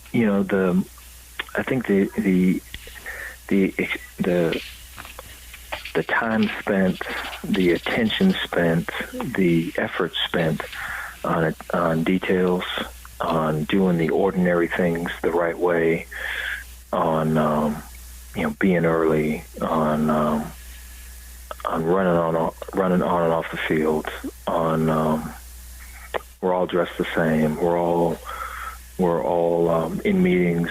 We've got our pencil and our pad paper out and taking notes and all those things. When you see all of that and everyone's doing what they're supposed to be doing, looking how they're supposed to be looking, that creates like a momentum, and then you have that momentum takes you to a walkthrough and there's communication and everyone's talking the same way and it's loud and people are owning it and hey, I'm running this, I got this, and that adds even more momentum. And then you get to an individual period and everybody's on it and there's great effort and it's crisp and it's clean and adds more. And so that's how I envision it. And we've had a week, that Kansas week was like that. And so we've done that before. And I feel, not having been here last year, but I feel that Baylor, I think that's kind of the formula for Baylor. The offensive line obviously struggled. West Virginia had a lot to do with that as well. Do you see them as being challenged by what was on tape? And even with some lost practices or reps, that they understand that if this offense is going to get better, doesn't mean others didn't make mistakes, but they're going to have to get better quickly? Yeah, I think anytime you put stuff on tape, you have to own it, and then you got to learn and grow from it. And so, people are going to read what's on tape as that's you, and that's us.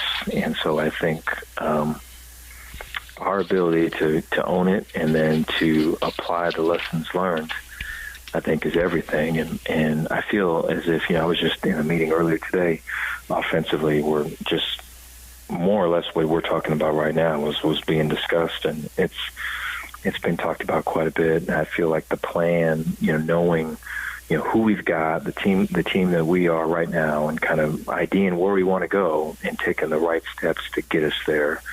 And I'm comfortable in that. I feel like everyone is on the same page. You mentioned Charlie and how he played down the stretch when the game was on the line. Do you need that more from him from start to finish and not just when things get frenetic?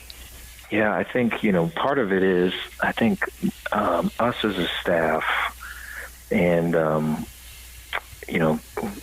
working alongside with, Charlie's an example. Who else? Boogie may be an example, or Raleigh Jahadi may be an example. Just working more, and I don't think this is a critique of anything. I think this is just it's natural when you don't have. This goes back to the original point of just not losing time on the grass, and kind of knowing our people probably more so than our players is that, I think our systems are still progressing to where we are getting complete ownership and using our players to feature them, and so I think that's a process, and I think we're trying to adapt it as best we can. I feel that's happening, on both sides, and so I think that's part of it with Charlie is to continue to hone in on things that he does really well and things that feature him, and so that we get that, per what you're saying, we get that type of Charlie all the time, and that's the goal, and we're working hard to get there. Did you watch a lot of college football during the time you guys were delayed? And what have you seen, if you did? And you were there in the SEC, and it seems like now a lot of what was used to be called the Big 12 offenses have kind of invaded that conference, and the defenses are struggling with it. Yeah, I was able to watch some. What's always, I don't know, it's probably bad to say. We've had too many of these, really, of these weekends that are open, and so, but you do have the opportunity to watch your kids and their sports and when they play and that. So there's some of that, and it's always good to be around family. But was able to watch some of the games, and so I agree with you. I think there's a couple things. I think defensively, I think the ability to simplify and to get it to where guys can play with their cleats in the grass and know where their help is, and play as 11 guys as a unit, I think is still kind of in a process mode. You're not seeing a lot of teams that are doing that. I think you're seeing 9 guys saying this and a couple other guys going, what just happened? And then it gets exploited, and then I think just offensively, just the talent, the recruiting, the ability to get guys where, if the ball's in their hand and their space or angles, it's bad for the defense. And so I think, defensively, I think all that stuff will get better. The more things are kind of much like what we're talking about, much when things are more settled down, this is who we are, this is what we do well, and they kind of lock into that. But I don't know, just in the games that I watch, you can sense that identity and everything is kind of being up for grabs, and you're kind of seeing people trying to transition into this or that and trying to find out who they are. What was more exciting, practicing or watching the Dodgers get to another World Series? Yeah, that was, I was talking with Taylor Bryan. I guess he's an Atlanta Braves fan. So I asked him if there was a game last night, and he said that there was, and that the Dodgers won. And I said, well, that should be expected. So, it's pretty neat to see. My whole family, Dodger fans, grew up watching them. And so I think anytime that they're having success, it fires me up. Just it's time that we have some success in the World Series, so we'll see. What kind of unique challenge is Sam Ehlinger because of what he can do? Obviously, they're very prolific on offense, and he's dangerous when he can run with the football and break the pocket. Yeah, he is. I think, you want the ability to disguise what you got. I think formationally they spread you out. I think they also add tempo to try to get you to show your hand. I think they've got really good skill, which makes you want to be able to double this guy and help with that guy and everything. And once in the process of doing that, you're limiting who's in the box. And when looks aren't there or things break down, he makes people pay. And, he did that for us when we played him last year, myself, and so I think a lot of respect for him.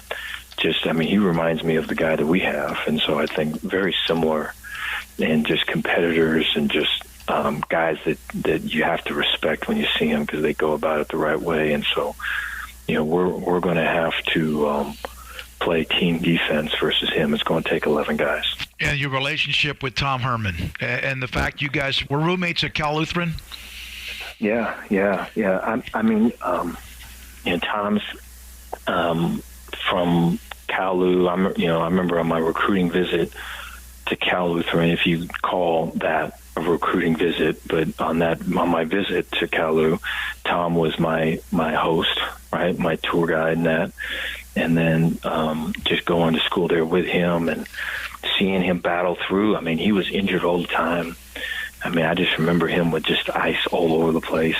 I remember him emceeing girls' basketball games there at Cal Lutheran. I remember him on the table dancing during the halftime, right? I remember, I'd walk down the campus. The campus is very small, but just everybody, he knew everybody. He was like a game show host guy walking down the street, just talking to everyone. And so Tom's always had that about him, and he's always been great to me. I've learned a lot from Tom. We would always talk scheme, and he would tell me kind of, hey, this is what people are trending to. These are what people are doing. Dave, you got to be, if you're in this coverage versus this is what people are thinking. We used to take so much from him. We play him when I was in Lubbock and he was in Austin. We would play, and I would go down and see him there at Austin. I think his wife was his girlfriend at the time, and my wife now is my girlfriend at the time. We would hang out, so it's a pretty cool deal now that we have this opportunity. Baylor head coach Dave Aranda on Sikkim 365 Radio. By the way, an update in the Big 12. Puka Williams, the star running back of Kansas, has opted out for the rest of the 2020 season, saying he needs to spend time down in New Orleans in that area with his mother. And so that's basically one of the only players that Kansas has that was a star. He's no longer going to play the rest of the year for Kansas. When we come back, we'll look at college football around throughout the country, including the first week of the Big Ten. And then also Paul Catalina focuses in on Kentucky. Mark Stoops has himself a football team, and he's had one for 2 or 3 years. That's next on Sikkim 365 Radio. Got a picture from Taylor Bryan, Athletic Communications at Baylor. He handles football. He has a big green egg. And he got a prime rib from Waco Custom Marketplace. Seasoned it up, made sure he had all of what he needed to make sure that the crust was tasty and perfect, and then smoked it. And it was fantastic. He sent me a couple of pictures. He got the prime rib from Waco Custom Marketplace. Also, if you're going to tailgate, if you're going to get a chance to tailgate, which of course right now is on and off, Baylor's next home game across the MLK and the Brazos parking area, you can do that. Waco Custom Marketplace will take your calls, or you can contact them online, wacocustommarketplace.com. to get your customized order for tailgate food so you'll have it ready and pick it up on Friday or even Saturday morning. I think they play that game, at 2:30, and you have a chance to have what you need the night before, the day before, or whenever you want to pick it up. If you want to customize steak cut, like, for example, you like bone-in ribeyes at a certain thickness, or if it's brisket or tri-tip or poultry or pork or seafood, Waco Custom Marketplace can help you with that. Brian Bauer and the family have done an incredible job, and they constantly are getting better and better. There's a butcher shop where you can customize your order, and then there's the bakery where you can customize what you want. Fresh baked bread every single day. Fresh kolaches every single morning. Cold beer and cold wine on the right when you walk through the front door. And a grocery store up and down what you would need in the product in an old-fashioned grocery store as well. Waco Custom Marketplace, 425 Lake Air Drive in Waco, or WacoCustomMarketplace.com. From the first workout to the last practice, sports is an incredible and rewarding challenge. Hi, this is Dan Ingham with the First National Bank of Central Texas, and we're proud to support each athlete, every parent, and our educators. From families, small businesses, to the biggest industry, we're here to help. With remarkable products like our free First mobile app, we've got banking ideas that fuel big dreams. That's the First National Bank of Central Texas. Familiar faces making local decisions. Member FDIC, Equal Housing Lender. One size fits all.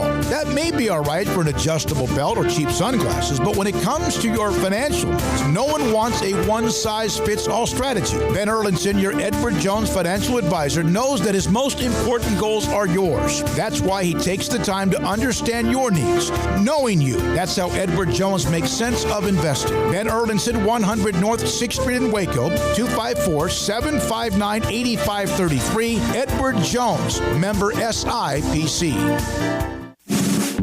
Car has the trucks, man. They have the one for you. Crew cab, short or long bed, silver, black or blue.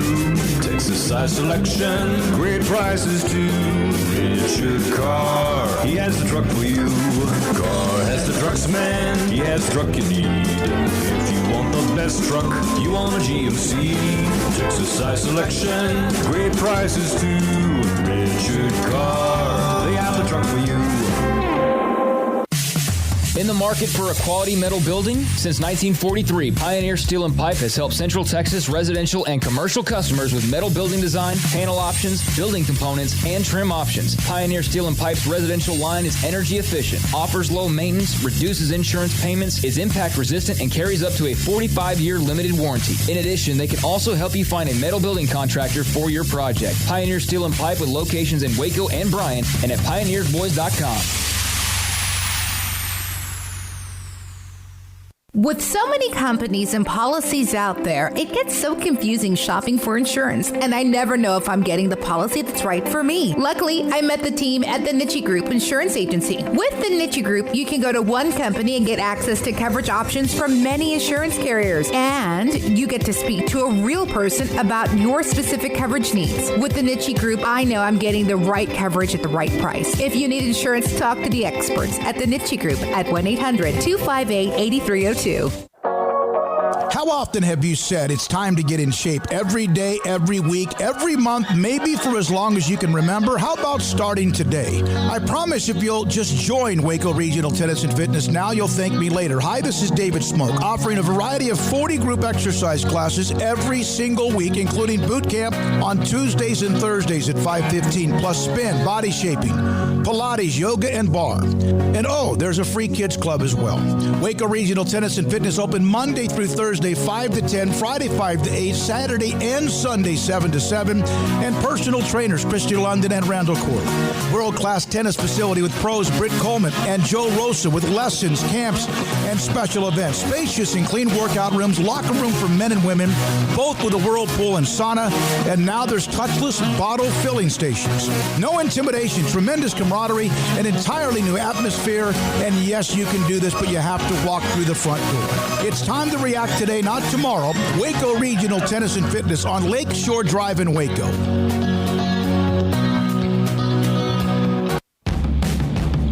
Welcome back to Sikkim 365 Radio. Log on to the Willis Law Firm chat room on Sikkim365.com. All right, here we are, this 4 o'clock hour, midway through it. We'll have high school football players of the week. We'll summarize the high school weekend. Also at 5, Phil Bennett. Avion Edwards, former Baylor linebacker, who's now down in, I think he's working in the Austin area, will join us today at 5:30. College football, best win over the weekend. I'm biased. I'm taking myself out. I'm going to say, No, go ahead. I think Florida State being a top 5 team was huge for them. Well, especially since it's the most unexpected thing possibly that could have happened. Yeah. Craig, biggest win college football over the weekend? I'd have to actually go look at the scores. I don't have one off the top of my head. I mean, Bama over Georgia was a big win. I mean, it's 2 versus 3. Notre Dame was able to eke one out against Louisville. That was a low-scoring, quite boring game, quite frankly. But when you're top 4 in the country, you gotta eke them out the best you can. So 12-7 or not, that's still a win for Notre Dame. And FSU beating Mac Brown in North Carolina when they were flying as high as they were was obviously a huge win as well. So a big one for FSU, and there were plenty of interesting results around the weekend. All right, let's go to Joe in DFW. Joe, good afternoon on Sikkim 365 Radio. Thanks for the call. Hey, good afternoon, fellas. Thanks for taking my call. I appreciate it. I feel like this week for Dave Aranda, especially after listening to that conversation you had with him, that basically as long as Baylor takes care of Baylor this week and worries about Baylor this week and not worry about Texas, I think Texas is going to implode on themselves because it's their game to lose because they're on that losing streak. So all the cards are stacked against Tom Herman right now. Everybody's at each other's throat over there. So I really feel like as long as Baylor can go in and play somewhat of a clean football game and take care of their business, their defense is going to come out. I have no issues there. I have a lot of faith in the defense, and I have a feeling Aranda should lean on the defense this week just because they've been the most solid. So, hey, fellas, thanks for taking my call. Hang up and listen. Appreciate you, Joe. Appreciate your time. They say, at least today, Tom Herman, Craig, you mentioned this, said that locker room is as close-knit now as it's been. Yeah, apparently they've ironed out all of their issues, and I guess he's just providing a lot of quotes today. But then again, we haven't really heard people talk all that much recently in the Big 12. But yeah, I mean, there was the comment about going on the Baylor message boards that stoked quite a few people and got them talking a little bit. Texas fans looking at it as a pathetic move, quite frankly, even though probably every coaching staff in the country does it. Baylor fans just kind of laughing about it and wondering what nonsense he's probably reading through, trying to find a hint of what to expect this weekend. But it's a scenario where you got to just worry about you, Joe, like you said. I mean, you can't worry about what Tom Herman's facing or how fractured the team might be over the school song or whatever the case may be. I mean, Texas is going to go out, try to win that football game. That's your job as well. And to do that, you can't so much worry about what they're doing as much as worry about cleaning up your own mistakes, because if you did that, you'd be 2-0 right now and not 1-1. So, it's a big game for both teams, and I expect both to be ready for it. Yeah, why? I mean, I know he has to address it, and he has to say something, but using the platitudes of this team's never been tighter or yada, yada, yada, I mean, you're kind of just setting yourself up, aren't you? A little bit, yeah. What I would think would be better for Tom Herman to say, look, we've handled this in-house. I feel confident in the way that we've handled it.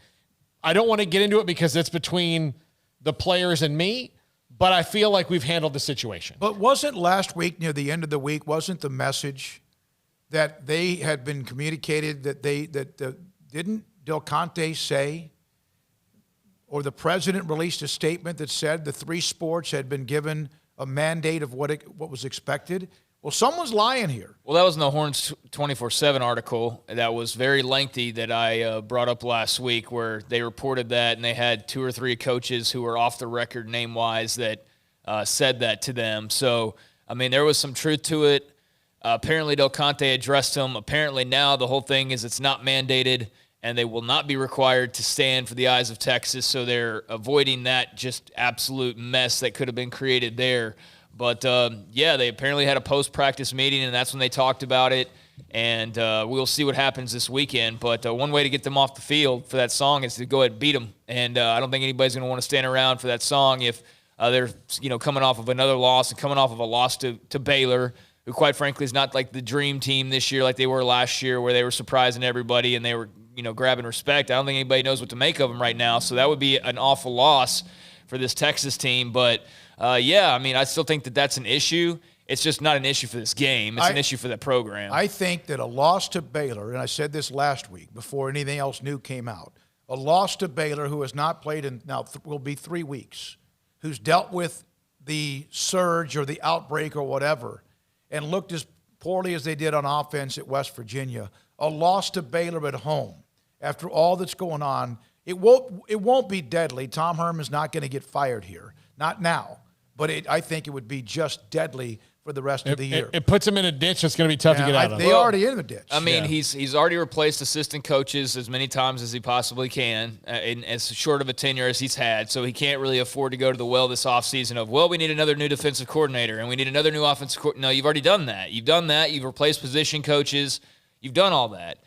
So now it's about just winning games, and if you can't win games and you can't beat a team like Baylor, in given years, you're not expected to, but this year they're expected to beat Baylor. I mean, I think that's fair to say based on what we've seen so far. So to take a loss, I think it would just further cement those fractures, and he didn't have any mulligans. I mean, there's nothing to excuse anymore. It's not this guy's not coaching well enough or we don't have the talent. No, you've got the talent, you've got the coaches, you've replaced them now. It's time to win. You don't have any excuses. But I did notice Jordan Whittington, who's been more hype than substance in his career, like a lot of Longhorn recruits, quite frankly, and that's part of their problem. But he will not be playing this week. So that's one less guy to worry about, I guess, or game plan for, is apparently he is out after getting hurt in the Oklahoma game. Got an abdominal injury. All right, after the win by Alabama against Georgia, Nick Saban tied Joe Paterno for the most wins against AP-ranked opponents at 86. Most wins against AP top 10 opponents, Nick Saban 42, Bobby Bowden during that great stretch of Florida State football, 39. So he's at the top of the list, tied for the top for most against ranked opponents, top 10. He's now 3 ahead of Bobby Bowden. Now, none of those people on the list are going to catch him either. Bowden, it's not like they're coaching anymore. Bowden is 90. Paterno's gone. Bryant's gone. Tom Osborne's been gone for 97. Holt's gone.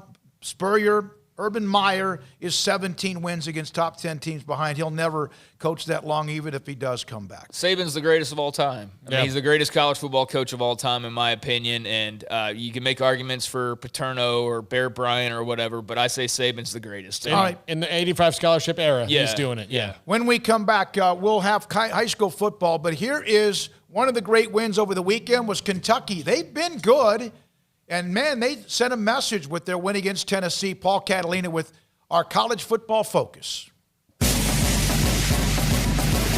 This is Paul Catalina's College Football Focus. To the snap, Darren Tanner to the edge, picked off! Intercepted by Kentucky in a free run. Lots of green for Kelvin Joseph, his second pick in as many games, and a pick six puts the Cats on the board. Sick'em 365 Radio, our college football focus, the Kentucky Wildcats, one of the crazy stories to start this crazy college football season. Nick Roush, Kentucky Sports Radio, joins us now. And Nick, first off, I know that there are some of our Oklahoma friends in Norman that are wondering if they did not hang on to the wrong Stoops after the defense the Wildcats have played the last couple of weeks. What has been the key for Mark Stoops and this team? First of all, kind of writing the book on how to stop Mike Leach, and then last week just really shutting down the Volunteers. Well, the turnovers get all of the pop, and some of that is a little bit of luck, some of that exceptional playmaking. But really where Kentucky's been successful is on third downs.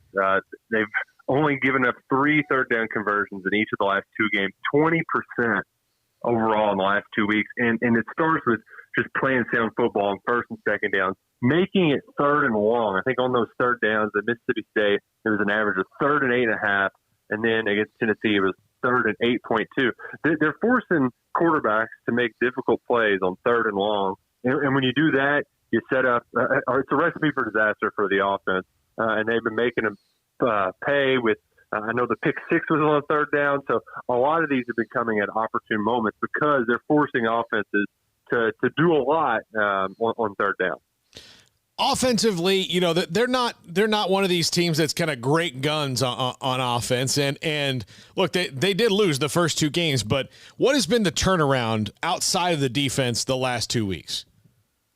Well, I think some of it is just football is a sport that's a lot about momentum. And as we've seen throughout this weird college football season, you didn't get the chance to kind of beat up on some MAC schools or beat up on the Sun Belt at all, to kind of get your feet underneath you. And I think, you saw it with Kentucky on the defensive side of the ball, where the secondary was just a little bit off. And I think the same with UK's offense, where your quarterback, Terry Wilson, is coming back from a blown knee from the year before. It's his first action in over a year. And, oh, by the way, when he was out, you were playing an offense where you ran the ball 40, 50 times a game and maybe only threw it a handful of times. So I think just those reps that were lost, it takes some time to make up for them. And they didn't get the chance to beat up on Eastern Michigan to kind of get things going. So you saw them struggle in a few of those early season games just to throw and catch the ball. And once you can throw the catch the ball a little bit, then it opens. The defense has got to respect you a little bit more, and you're able to run the football and possess the ball, which is what Mark Stoops likes to do. He doesn't want to try to outscore you, but if you can control the clock, play good defense, and capitalize on scoring opportunities, it's another recipe for success. So I think most people nationally probably shouldn't be too surprised that Kentucky is at least, that can beat teams now. Because the last few years, what Mark Stoops has been doing is he's been building a culture there, and they've been winning more than they've been losing, which was not the case for a long, long time. What's been the key to him being consistent there? Well, I think a lot of it's patience with the administration. The fans certainly didn't have it at the beginning, but, for the longest time, Kentucky fans thought the only way you could ever be successful at UK in the SEC is with some sort of gimmick. And we saw it with the air raid in the late 90s. And, as you're seeing in the early parts of Mike Leach's era, the gimmick, it wears off pretty quickly. You've got to have the guns there you got to establish some recruiting. Now, that's what he did well early on. And then when things were going badly, the athletic director, Mitch Barnhart, stuck behind Stoops, and just to get through to that first bowl game appearance. And he's done it by playing hard-nosed defense, and he's built up in the trenches. Right now, you've got 3 former All-Americans starting on the offensive line and a couple of talented kids who are kind of unheralded recruits from the state. So I think a lot of it's just recruiting well in the trenches and then playing a physical brand of football.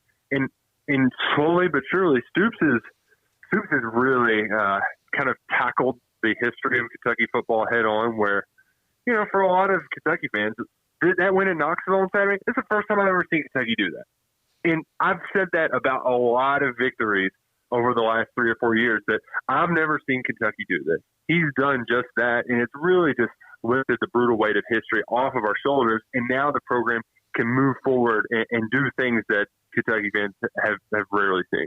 As you look down the line, the last 6 games, there's really only one Vanderbilt where you would say, well, that's for sure, because they're Vanderbilt. I mean, they're kind of where they are. But Missouri, Georgia, Alabama, Florida, and South Carolina, who's just coming off a big win over Auburn, none of those will be gimmies. How do you see the rest of the season shaking out if they remain consistent?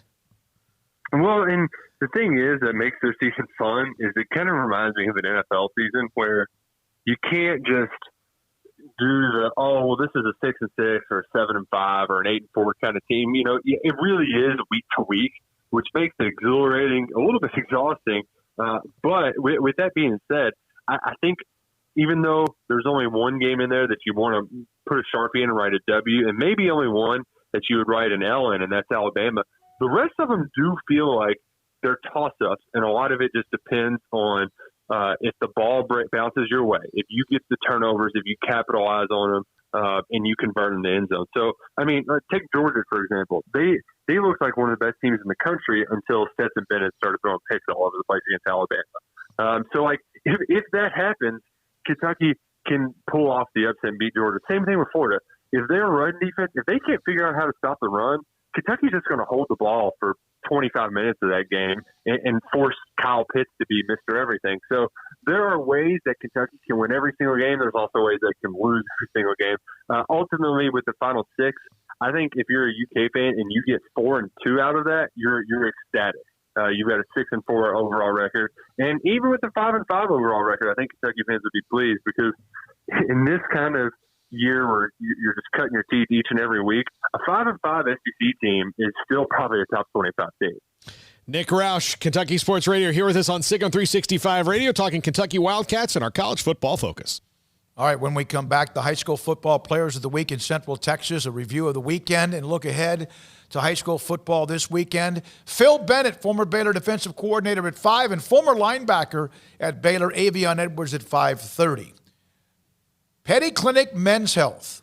Petty Clinic committed to providing men the most innovative, high-quality health care available, providing unique services dedicated to men, 24 hours a day access with Dr. Petty. And here's what you get. You get him helping you find your blood work. He'll get you a discounted rate to get your blood work. He'll look at your blood work and try to find out where you are with your testosterone level. Did you know that 1 out of every 3 men have some sort of symptoms when it comes to low testosterone level? Fatigue, loss of energy, poor sexual performance, ED, loss of even interest, decreased muscle mass and strength, weight gain, depression, moodiness, insomnia, lack of sleep, or poor sleep. PettyClinicLowT.com, Dr. Kent Petty and his staff. Contact them, PettyClinicLowT.com, or call them, the number listed, or just look them up. And they will get you lab work. Discounted rate. He'll see the numbers, look at the results of your testosterone, and if your testosterone level has dropped or it's too low, he will put you in a program to increase your testosterone level so you can check off the boxes of all of that. Yes, you still have to do many other things in your life to make sure you feel well, but testosterone can be something that Father Time takes away from you. PettyClinicLowT.com. Boozers is the wedding ring store and more. If you're ready to get engaged or already married and want to upgrade your wife's ring for a special anniversary, Boozers is the place to go. With the largest selection of premier quality diamond engagement rings and wedding rings in Central Texas. They have 7 cases with over 300 styles of rings from top designers like Natalie Kay. Choose from yellow, white, or rose gold, plus beautiful top quality loose diamonds. With an in-house jewelry, they can also custom make anything you want. Bring in a picture or drawing and let Boozers create your one-of-a-kind pendant or ring. They can even use some of your old gold and diamond jewelry to create something new. At Boozers, you'll find a great selection of quality timepieces, and Boozers is the place for expert watch maintenance and repairs, too. They specialize in expert Rolex watch repair for fine jewelry, watches, custom work, and more. Go to Boozers on Valley Mills and Lake Air Drive in Waco. Boozers, the wedding ring store. At Ideal MRI, we feel blessed to be part of the Waco community. We're a small family business here in Central Texas. At times like this, the cost of healthcare has never been more important. And unfortunately, significant illnesses and injuries still occur. And that's why Ideal MRI is open and here to serve you through this difficult time. So if you need an MRI, ask your doctor about Ideal MRI. You can schedule online in minutes at idealmri.com or call 833-IDEAL-MRI.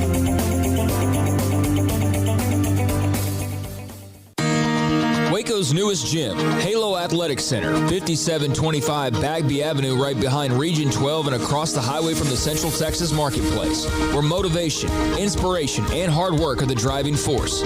State-of-the-art equipment, indoor and outdoor track, locker rooms, showers, yoga and bar classes by Duality Yoga, Bod Pod potty composition analysis, and registered dietitians, all under one roof, where we rise above.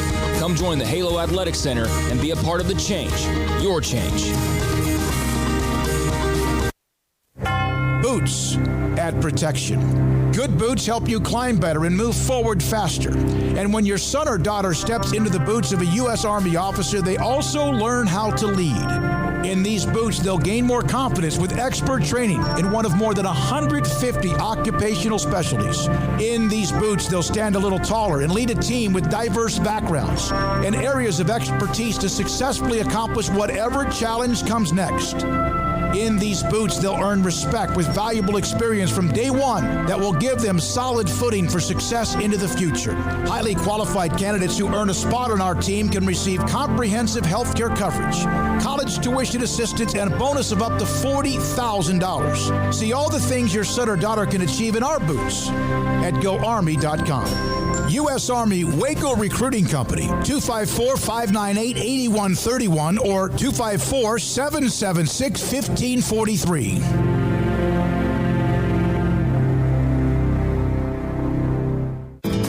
How can we help you? That's a question we ask every day at American Bank. Hi, I'm President and CEO Dana Hassel. Our commitment to our customers is what drives us. It's why we've invested in new branch buildings and technology like ITMs that let you speak to a teller face-to-face from your car.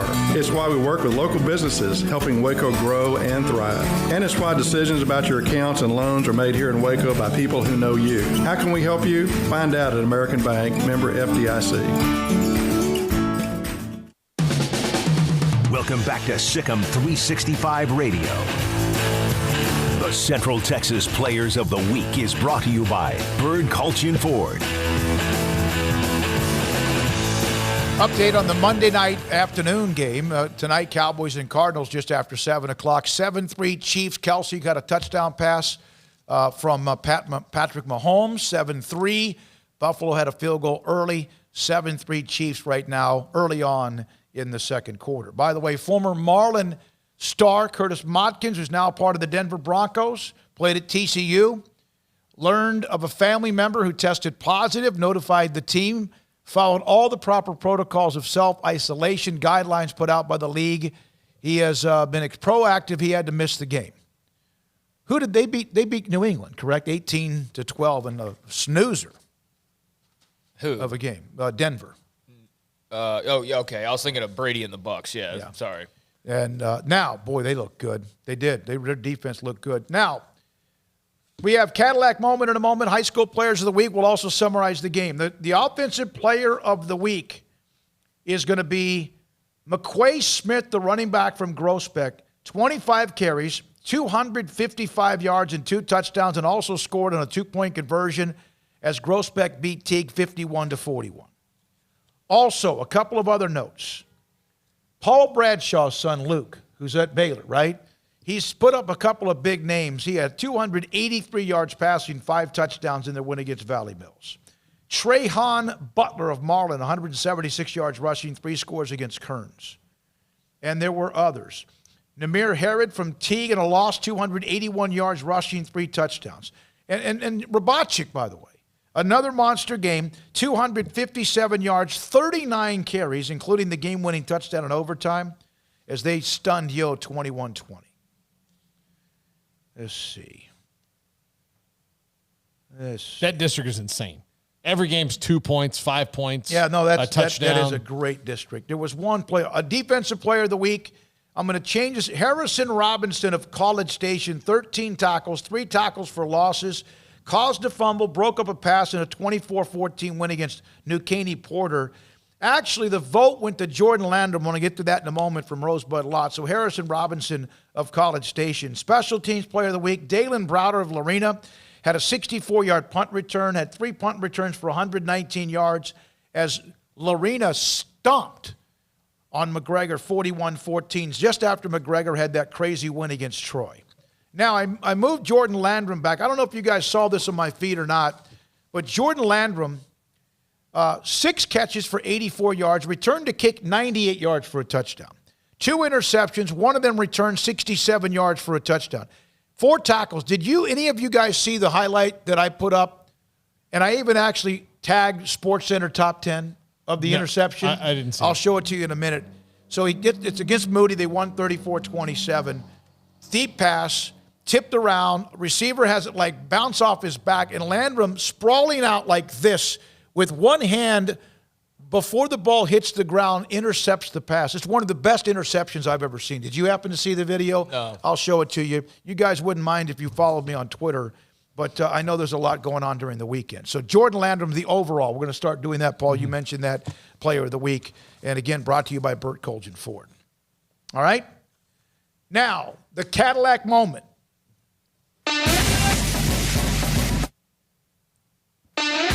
Sikkim 365's Richard Carr Cadillac Moment with Central Texas High School Football is sponsored by Cadillac, where exceeding expectations is the standard.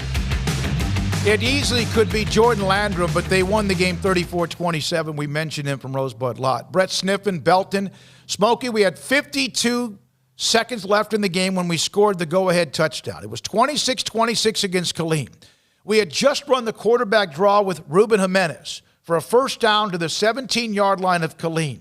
Listen to this part. Our coach was using his hands to signal, hurry up. And our quarterback thought he meant run the same play, like run it again. But we actually signaled in a different play. All the receivers went deep. And because of that, Jimenez ran the quarterback draw. Everybody's following the receivers downfield. He scored from 17 yards out to win the game. So that was on the wrong play. So that was a no, yes play. Ran the quarterback draw, 17-yard touchdown. Ruben Jimenez, who we saw, remember, as a sophomore, kind of blossom a little bit for Belton. Who was the quarterback that got hurt for Belton a couple of years ago that was really, really good? He got hurt. Jimenez came in, and they didn't seem to miss a beat with the offense. Last Belton quarterback I remember is Peyton Mansell, and I know that wasn't him that you're talking about. Right so after I that. don't remember. So that was the Player of the Week, brought to you by, again, the Cadillac Moment, brought to you by Richard Carr Buick GMC Cadillac. All right, Craig, high school football summary. How about Highland Park beating the brakes off of Rockwall 46-18? I missed that. Fighting Armstrong Sims. Yeah, Craig, by the way, I there. think had 15-5 in our pick'em over the weekend. No one did better than 15-5, but yeah, that was one I absolutely missed. Armstrong, Paul picked the Scots. I did. And they didn't win. They won big. Mm-hmm. Yeah, North Shore beat up on Manville 49-14. So those were a couple of the out-of-area games that ended up being quite lopsided affairs. Spring Westfield 27-23. Spring gets the win there. Another up. Yep. A little bit surprising. But as far as more Central Texas, Salado 28, China Spring 14. First loss for China Spring, and Salado takes a stranglehold on the district as we sit right now. There is no way you could see them not winning the district title. Now, they have a one-game lead over China Spring and also over Connolly. They've beaten both teams. I don't see Gatesville, Jarrell, or Robinson beating any of those three. And so Salado will be the number one seed coming out of District 9 4A Division 2. China Spring and Connolly played the last week. We'll try to get the number 2 seed. Yeah, that'll be an interesting game between China Spring and Connolly. But, yeah, big win for Salado. You mentioned Lorena McGregor. How about Troy 21, Cameron Yo 20 in overtime? Missed an extra point. Yo missed an extra point. 21-20, Troy wins it. Robochik had a big game. It's a tough loss. It's a really crazy district. Rogers beats Lexington 33-27. Huge win for Charlie Roten. Huge win for them. Lexington now has had a couple of things happen. They're still good, but that was a nice win. I missed that one too. We all picked Salado because we had seen them up front and just felt like they were just a little bit better than China Spring. Elsewhere, I mean, a lot of blowouts. We covered most of the 6A last week. Belton beating Killeen, Bryan beating Harker Heights, and then Shoemaker beating Ellison. Mahia, nice win over Van, 40-28. Very nice, yeah. I picked Van. I just didn't really know what to expect, and now I will think twice before picking against Mahia again. And then a lot of blowouts, quite frankly. Buffalo, nice win over Clifton, 41-23. But, yeah, a lot of blowouts. Grandview, huge over West. Glen Rose, huge over Hillsboro, so on and so forth. So those were kind of the main highlights of this past weekend. Cedar Hill, statewide, that was a great matchup with Aledo. They ended up winning that game. I think I missed Spring Westfield losing to Spring. I missed Cedar Hill. That's a pick'em game against Aledo.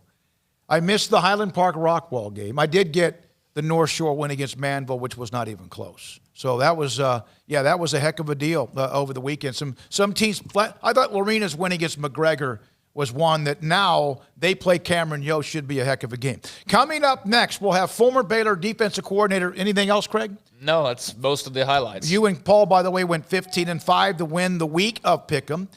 Craig gained a couple of games on me in the win column, and so my lead has shrunk.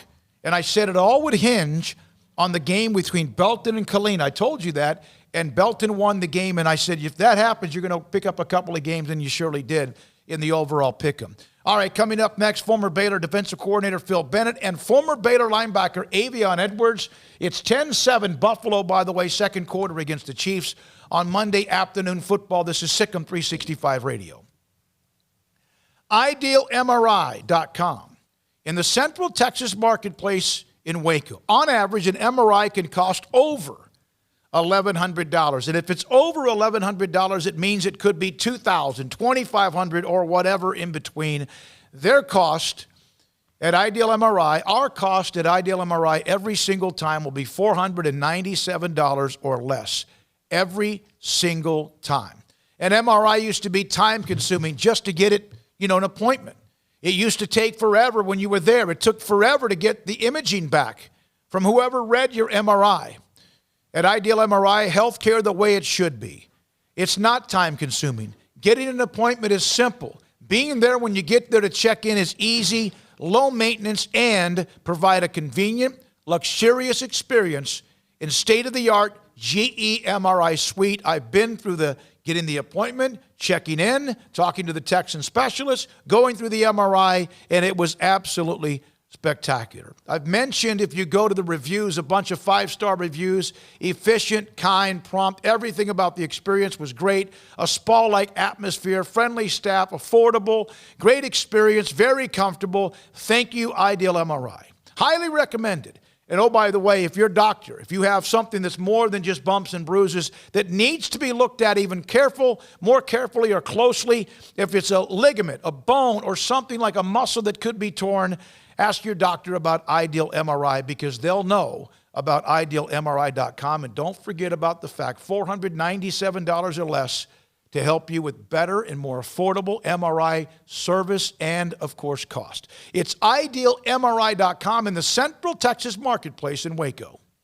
In Texas, there's pea-size hail and baseball-size hail. Guess which one hit our house? We didn't even know where to begin, but we called our Texas Farm Bureau insurance agent, and he was so reassuring. He knew exactly what to do to get our house back into shape and our lives back to normal. Now, we're even more thankful for the roof over our heads. Stop by and see our agents at one of our 3 McLennan County locations. Coverage and discounts are subject to qualifications and policy terms and may vary by situation. You want to know why Stonewood Dental is so successful? Listen to what happy customers have to say. Pleasant. It's different than any other dentist office. I really feel like they care. And it's not that you're here for 2 hours waiting on someone to take care of you. It's quick and easy, and I bring my kids, and my kids love being here too. They really love the treasure box. Staff is really nice and accommodating, real friendly.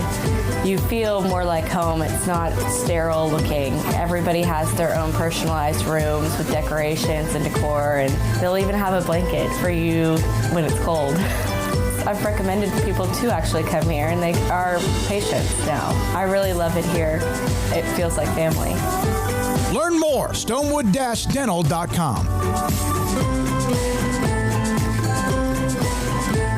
Employee pricing is back at Allen Samuels, exclusively on the king of minivans, the new 2020 Chrysler Pacifica. Get employee pricing plus financing as low as 0%, or employee pricing and up to $4,250 in cash. You get Pacifica loaded up with style, comfort, and options, all in one gorgeous minivan. Employee pricing with special financing or cash. Choices are always great at your friend in the car business, Allen Samuels.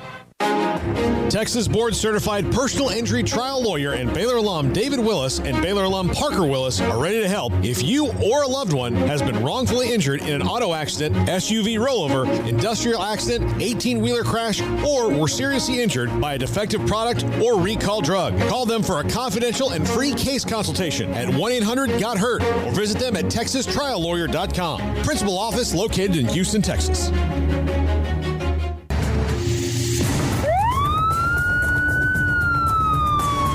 If you or a loved one or friend has been arrested and you can't afford bail, trust Terry and Chase Chapman at Chapman's Bail Bonds, covering Waco and McLennan County for over 25 years. Chapman's can bail you out anywhere with experienced, knowledgeable local agents who are committed to serving you professionally, respectfully, and with the highest integrity. Chapman's understands your privacy is important. Your freedom can be secured fast when you use Chapman's Bail Bonds. Open 24 hours a day. Payment arrangements available. Call Chapman's Bail Bonds. When you need help, 254-754-1603. When you ring, we'll spring. Welcome back to Sikkim 365 Radio.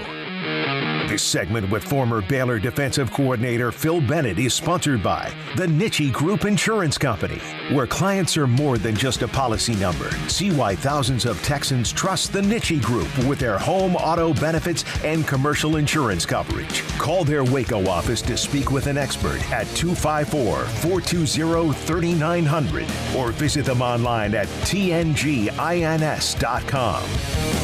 Daniels 7 yards deep in his own end zone, and he's going to be sacked, and that'll be 2 points for the Bears. Terrell Bernard. The 5 o'clock hour is sponsored by Edward Jones Investments with financial advisor Ben Erlinson, who'll navigate you through today's financial climate. Edward Jones, making sense of investing. Now here's David Smoke, Paul Catalina, and Craig Smoke. 5 o'clock hour is Phil Bennett here in just a second. And then played for Phil Bennett, and Avion Edwards, the former Stephenville running back, and then became a heck of a linebacker at Baylor as well. Phil Bennett joins Craig Smoke, Paul Catalina, David Smoke on Sick 'Em 365 Radio. Let's start with him. I sent you a text yesterday. Help me get in touch with him. He's going to join us at 5:30. He was a tremendous running back in high school, but a lot of times you take those running backs, right, Phil, and you turn them into somebody on defense. Well, no question. As I told you in the text, Avion was a punishing running back. And Art had known him growing up. He said, take a look at this kid. And I'll never forget, I went to Stephenville. I met him. And I told him, I said, hey, we're recruiting you as a linebacker. He said, Coach, I can do that. He hadn't played a lot, but he did. He became one of our really good ones. How often does that happen where you tell a player, though, we'd like you to play linebacker, and they say, well, but I've always been a running back? Well, it happens. I mean, to be truthful with you, and you know, I'm not so sure that Avion at some school that used power back couldn't have played running back. I mean, he ran 4.5. He was a guy that you know, he took care of his body. You know, we just saw him as a guy. I did, and I know Jim Gush did also, as saying, you know, he's smart, he's physical, and at that point. We had Eddie Lackey, we had Bryce, and so we had some guys that we could play, and we thought we had time to get him, you know, on schedule, which Jim did a really good job of doing.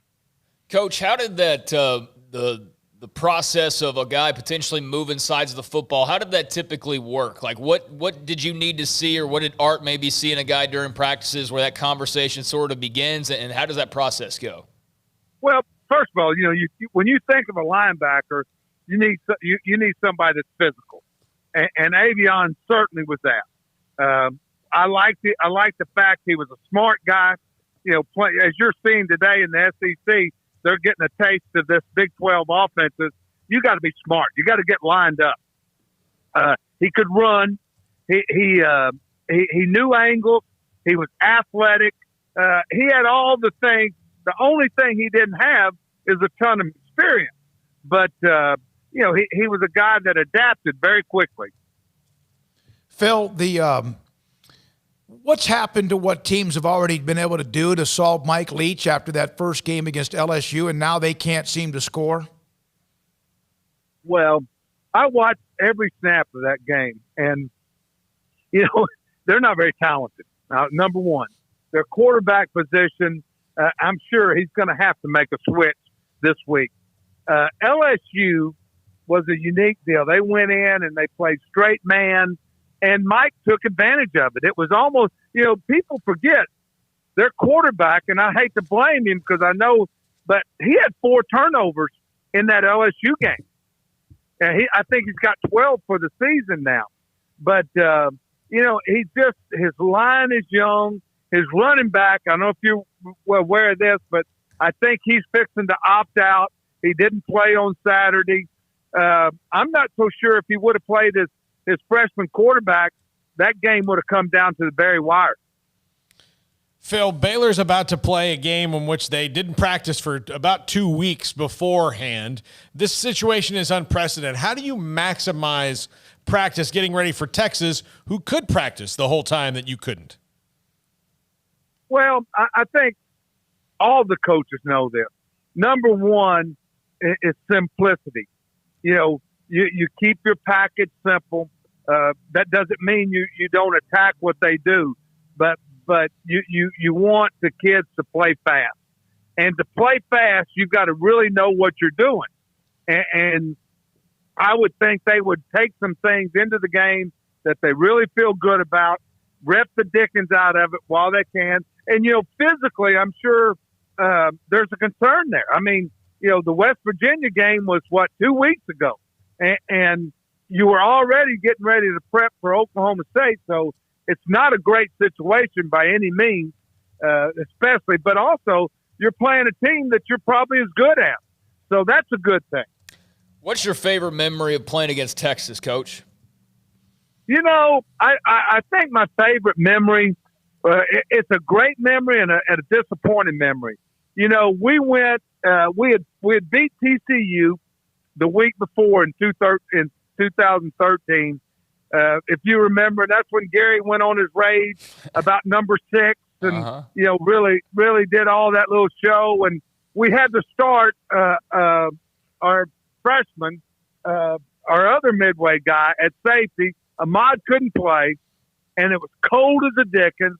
We were closing out, the stadium, and, we really didn't know what was happening. Oklahoma State and Oklahoma were playing, and we get to the stadium, and Oklahoma had won the game, had upset them.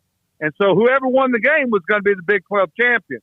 They had Malcolm Brown, and we went in there and we played I think at halftime, Dave, I think it was 6-3. Mm-hmm. We were ahead, and we had really played good defense. And my most disappointing thing is we intercept the pass. KJ Morton intercepts the pass, runs it into the end zone. It's a great play off of the screen for a touchdown. It would have been the last touchdown ever scored in Floyd Casey. And a guy who is now my neighbor in College Station called him for something unsportsmanlike because he danced in. Do you remember that? Yeah, I do. Yeah. And that burned me up. I tell you, when I see him jogging, I almost pull over and slap him every day. By the way, it was 3-3. That game was actually 3-3 at halftime. That was okay. Okay. But, yeah, KJ Morton, he and Joe Williams, didn't they play well against Texas during that stretch? Yes, they did. They did. And I'm going to tell you something. It was a game that was also gratifying in the fact that I had to move Eddie Lackey to Mike linebacker. Bryce was hurt. Bryce got hurt. And Brody Trahan comes in, who had played a lot, at will. And they had, the back still playing. Brown is, you saw him yesterday. He's a good football player. And they had some good receivers. And Meach and Joe and KJ had a great game, and we schooled them. And the week before, people forget this. They beat A&M. It's how crazy it was. They had beat somebody before, so it was a big win for us. Was the 2012 game was where you guys felt you kind of got a little robbed by the officials, right, in Austin? Well, the 2012 game was we went through that spurt, and you have to live it. I'm not going to make excuses. We got people hurt against Sam Houston. We lost Mike Hicks. We lost 4 different guys, and we had a spurt there. We weren't very good. We weren't even good enough to compete on defense, and I didn't do a good job of getting them in the right thing.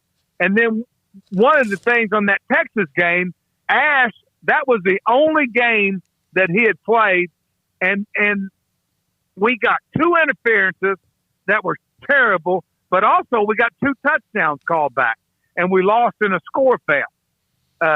And then, of course, in 14, it was a great game because they scored, I think, the last play of the game. It would have been the first shutout since 1951 in Memorial Stadium. Well, and then last year, remember, wasn't it, Craig, that Baylor had basically Texas dead to rights, and they had to call timeout at the end of the game to get on the board? Yeah. Yep, Tom Herman got that touchdown there at the end. Yeah. Coach, I had to imagine that you were watching Ole Miss Arkansas with all of the people involved, Clements and Levy and Kendall. Arkansas gets the win, 33-21. What were your thoughts on that contest? Well, I'm going to tell you a funny story. R.C. Slocum called me on Saturday. He goes, "Hey, I'm on the playoff committee." He goes, "I get all these games." He said, "Come over Monday. Let's watch games." I've been over at his house all day watching games. He gets every game, and our final game was we watched the Arkansas Auburn game, and then we watched the Ole Miss Alabama game, and then our final game was the Arkansas Ole Miss game. 7 turnovers, you're not going to win. And I thought that it was a great game. Obviously, Arkansas is much better than Ole Miss on defense. And I thought that, Kendall, Art had told me this last week. He said he had told Kendall, he said, "Don't worry about stats, just help your team." And I thought Kendall really called a disciplined game. He knew that they were playing great defense. He didn't take a lot of risks that he normally might have. And I thought Jeff and Clem did a great job because they went up and down the field. They just couldn't get in the end zone. And like I said, unfortunately, they had some, I think 2 4th down. Arkansas had 2 4th down stops on the 1 yard line. So it was a much better game than I didn't watch it personally, but I'm watching it on the tape. It was a heck of a game. Sam Pittman was kind of an out of the box hire for Arkansas. Have you ever run across him at all? And your thoughts on him? I worked with Sam on the staff. We were together at Oklahoma. I know Sam well. Yeah, and played against him when he was at North Carolina. I was at Pitt. We played in the Carolina Bowl. I know Sam well. You know what he is? He's a throwback. He's a tough line coach. He loves football. He's a great recruiter. He hired some good coordinators, Barry Odom and Kendall. He's got a good staff. He's letting them coach. And I'm telling you that they're a team. A&M's got an open date. I think Arkansas's got an open date. That could be a really good game in a couple weeks here in College Station. Do you see A&M now with some of the players they need to play at a more consistent level on defense? I'm going to tell you, the Mississippi State game was not a game it was a game I would have been extremely disappointed if they wouldn't have played really well against it. When the other quarterback came in, it concerned me. He was 15-18. And if Leach would have played him earlier, I'm not sure they'd have beat him. Now, they played good early. They mirrored Kentucky's they dropped 8 and they rushed 3. I watch Alabama. I watch Georgia, and it's 2 different speeds. Mm-hmm. I mean, I haven't even LSU. I see 2 teams in the SEC that stick out, and it was the 2 that played Saturday. I think A&M schedule. I think they could win every game out, or they could possibly lose, just depending. The second half they didn't throw the ball much, but as long as they run the ball and help their defense, I think their secondary is suspect, and if they can run the ball, I think it will help them immensely. Coach, I wanted to ask you this last week and just ran out of time, and we don't have a newer, more recent game to really go off of, but that LSU defense, of interest, obviously, because Dave Aranda ran that show for the longest time, and now Bo Pelini is. Would have been interesting to see them against Florida if that weren't canceled, but just on the surface, when you're watching LSU or when you have watched LSU, what are the major differences, if any, you've been able to pick up on from what Pelini asked those guys to do versus what Aranda asked those guys to do, and why there's that little bit of a process right now for the Tigers to try to get that defense right? Well, number one, I think they lost some really good players. Right. They had some guys opt out, and that's, of course, having players is big. But I think that, they went to a 4-man front instead of a 3-4. I don't think they're quite as athletic as when Dave was there. I think, too, quite honestly, Bo has been a head coach. He hadn't been calling defenses. I thought Dave had a better grasp of what's happening at this game. when Bo called defenses the last time they won it, and whatever year that was, 2005, the game's changed. And it's obvious they're struggling in the secondary. And you can't play just man coverage. You've got to be diverse, and you've got to be and Bo really doesn't have a background in the secondary, where I thought Dave does, and I think that's hurt him, quite honestly. Phil, with Baylor now back, and they started working out yesterday, and they have their workouts this week. They're pretty good on defense again. They had a few players out, but they're pretty good on defense. And we don't know who's going to play, but it sounds like they're going to be in pretty good shape. Is it easier for the defense to get back into a rhythm after this break, or the offense? I would say defense. I would agree with you. You know, the timing. You know, my concern is the fact that the two games that Baylor has played, we played, is you've had a mix and match on the offensive line, and it's harder with the timing to get things down, and getting offensive timing is a little bit different than getting lined up on defense and just, you know, cutting loose. Like I said, I thought in the West Virginia game, for the most part, defensively, and you know, I thought we really played fast. We played hard. Now, I know with Sam Ehlinger, you're going to get more quarterback run game, and they're going to be fired up. I mean, Baylor should know. I mean, they are going. This is a game. They're going in with someone who's pinned right now, and they need to get out. So Baylor better be ready to take the Longhorns, you know, best shot. You have been in a season where things got fragile, and I'm not trying to reflect back on it too much, but obviously 2016 fell apart when you lost the game in Austin after that, and so many things behind it. What is it like when a locker room, because of off-the-field distractions, starts to maybe break up the actual unity in a team?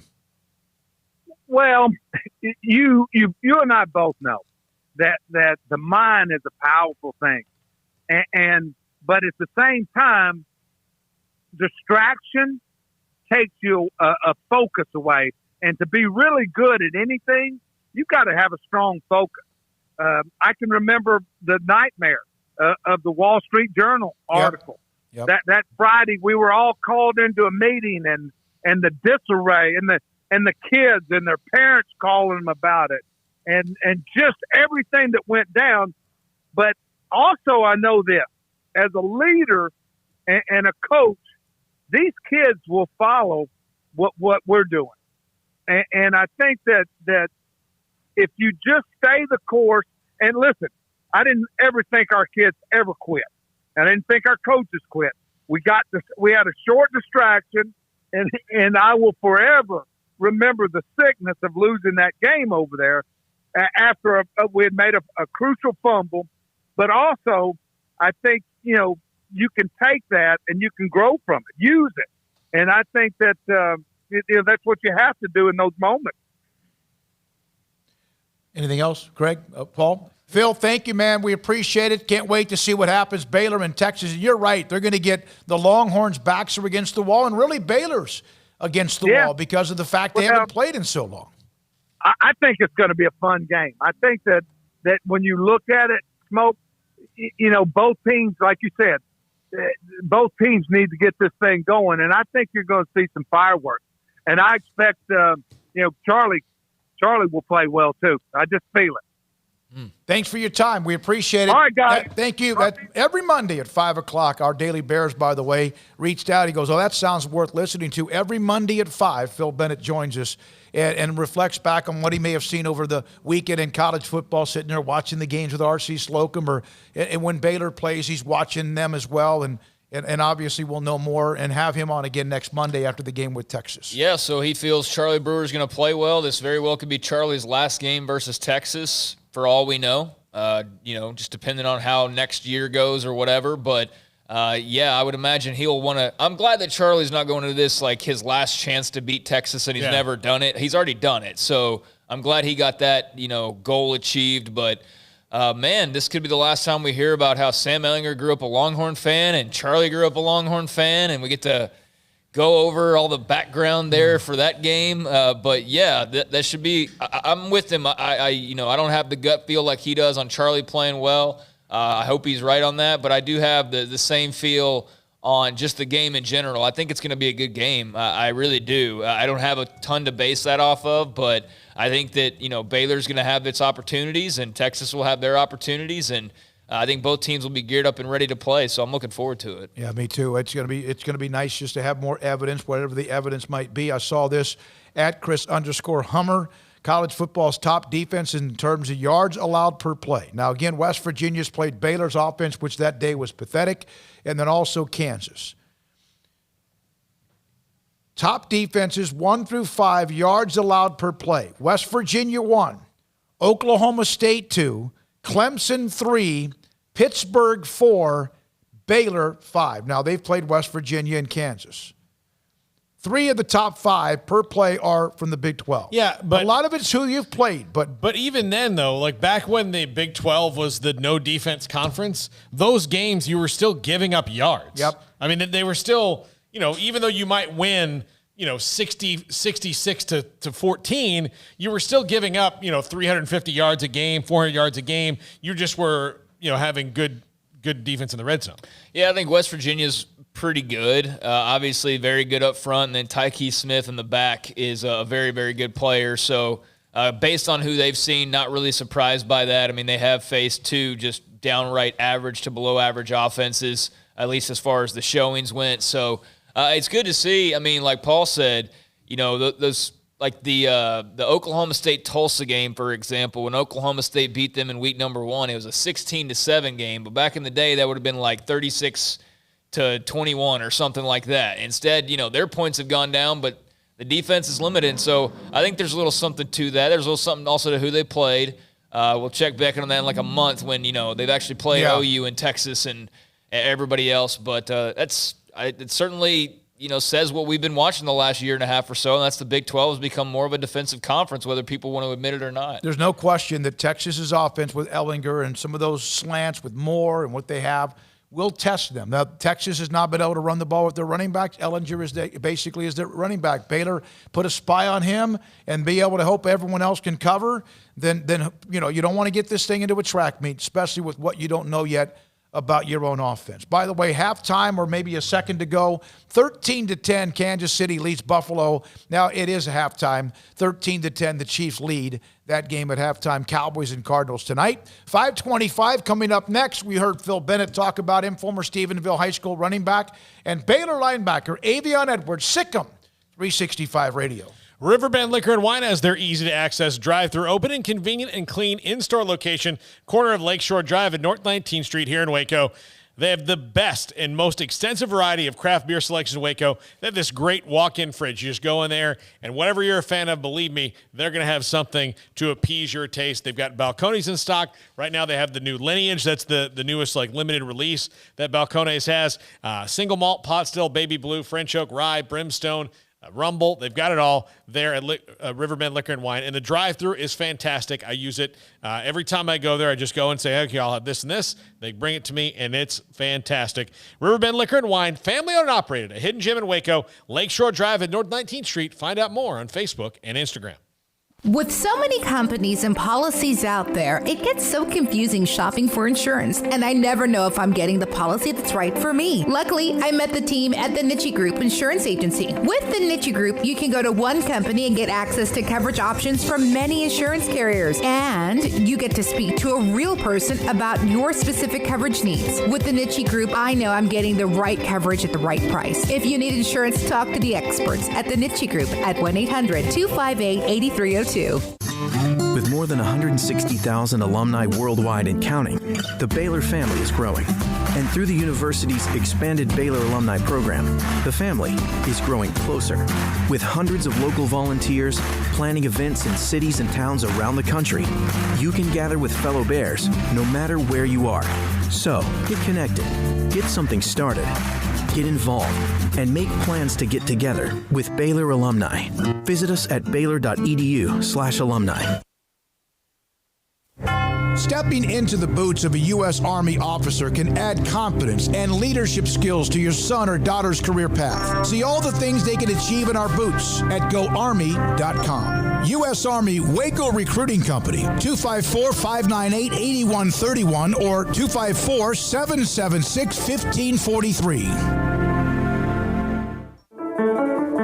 One size fits all. That may be all right for an adjustable belt or cheap sunglasses, but when it comes to your financial needs, no one wants a one-size-fits-all strategy. Cam Heathcott, your Edward Jones financial advisor, knows that his most important goals are yours. That's why he takes the time to understand your needs, knowing you. That's how Edward Jones makes sense of investing. Cam Heathcott, covering Conroe and Houston, 936-756-7717 or cam.heathcott@edwardjones.com. Edward Jones, member SIPC. Let Camille Johnson Realtors guide you seamlessly through the process of buying your dream home or selling your current one. Commercial, farm and ranch, or residential, Camille Johnson Realtors can smoothly and successfully lead you through any transaction. With a team of 28 experienced agents who are excited about serving you, Camille Johnson Realtors services the entire greater Waco area. If you're in the market to buy or sell, contact Camille Johnson Realtors, 104 Midway Center in Woodway, or find them online at www.camillejohnson.com. Camille Johnson Realtors, elegant, charming, warm. Welcome home. Born in Waco, Brotherwell Brewing exists to serve the Central Texas community with locally crafted beer of the highest quality. They want to bring Central Texas closer to the brewing experience so everyone can enjoy well-made beer as much as they do. For 2.5 years, they've been bringing high-quality beer to Central Texas at their location on Bridge Street in East Waco. And this football season, you need to stop by on game day for curbside pickup or stop by their tent next to Sikkim 365 at Brazos Parking for your pregame refreshment. Brotherwell Brewing believes in community and bringing people together to enjoy products made in their community. So for your game day, whether it's a tailgate or at home, stop by Brotherwell Brewing for high-quality craft beer made right here in Central Texas, 400 East Bridge Street, and check them out online at brotherwell.com. Welcome back to Sikkim 365 Radio.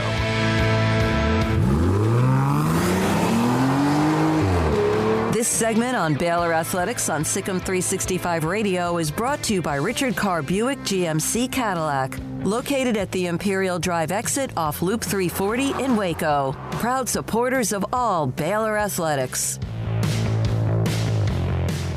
In high school, Avion Edwards was a phenomenal running back. He had a monster year as a running back for Stephenville, 1,744 yards. They went on to play in the 4A quarterfinals. He was recruited at Baylor to be a linebacker with Phil Bennett. Art Briles, of course, that team that had won back-to-back Big 12 titles. And Avion Edwards, former Baylor linebacker, joins us on this Monday, October the 19th on Sikkim 365 Radio with Craig Paul, and I'm David Smoke. Avion, thank you for your time. We just had Phil Bennett on. So what was that conversation like when he approached you and said, we want you to play, of course, Stephenville, the connection with Coach Briles, but we want you to be a linebacker, because he said you were very receptive to that? Oh, yes. First off, thank you guys for having me on today. It's nice to kind of catch up with you guys. It's been quite a while, so it's great to hear from you guys. You too. So what was the conversation like? What did he say to you, and how did you handle it? Well, just in high school, I started out on the defensive side. I was actually a safety my that first year and a half, and then some things kind of happened within the team and needed a running back, so switched over to that side of the ball. So just generally just being recruited, I was recruited as an athlete, so I knew that most likely would be on offense. Or kind of got the choice to offense or defense for the most part. I thought, but whenever I was heading into college, having that conversation, it's kind of something that I wanted to do. Kind of those last few years of high school, dealt with a few different injuries and things like that, so I was ready to be back on that other side of the ball. So wasn't too big of a transition, and was kind of wanting to get back over there anyway. Avion, he mentioned that having Eddie Lackey and Bryce Hager and some of the guys when you came here really helped you be able to adjust. How much did those guys help you transition to being a full-time defensive player? Oh, both of those guys were just big, especially, I was coming in real young, and those guys had been there.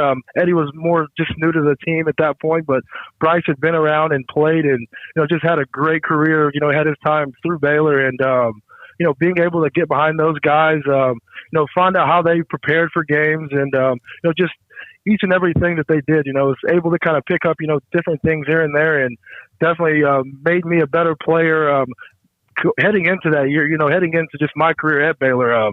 Was never a linebacker, and so being able to learn from those two just, really put me a step ahead, I feel. Avion, you redshirted your freshman year. Not everybody ends up doing that, obviously, but those who do talk about how much it helped them. How important was that redshirt year for you, and just what was kind of the feeling of the program at the time when you walked in? What do you remember about just sort of the energy and the expectations? Oh, there was definitely a lot of energy. Coming off of big bowl game win, and Robert. Drafted number 1, Heisman year, and things like that. So, just stepping in, I felt that, things were definitely moving along in the direction that Coach Briles had, just had a plan for. Whenever we were being recruited and things like that, we had a real big vision, and, just to see those things kind of coming into play was, awesome to see. And, that our group, that group in 2012, lots of really good players, throughout our time at Baylor. And so it was nice. And, that redshirt year, being able to, really learn that linebacker spot a little bit, and go against that, our high-paced offense was it was big because I hope you learn the speed of the game a lot, and then as well just really just kind of develop yourself into that kind of that college. The atmosphere is completely different and a lot more fast-paced than things were for coming from high school. How dog-tired were you that first practice trying to defend that offense, and what was you going through your mind? Are you just like, really? This is what we're going to do? Yeah, I'd always been told the game speed was a lot different, but I'm assuming at every college it is different. But when you're running a play, and then as soon as you turn around looking for the next call, and as soon as you turn around to try to get everything lined up, those guys are already snapping the ball. Definitely real difficult to pick up at the beginning, but helped out a lot, just in my time at Baylor, especially, game time, different teams we played, Tech and things like that, play after play after play, no really time to recover. So that really helps myself and, a lot of those players at the time. Phil Bennett was just on with us. He joins us every Monday. He said this about you. One of the best kids I ever coached.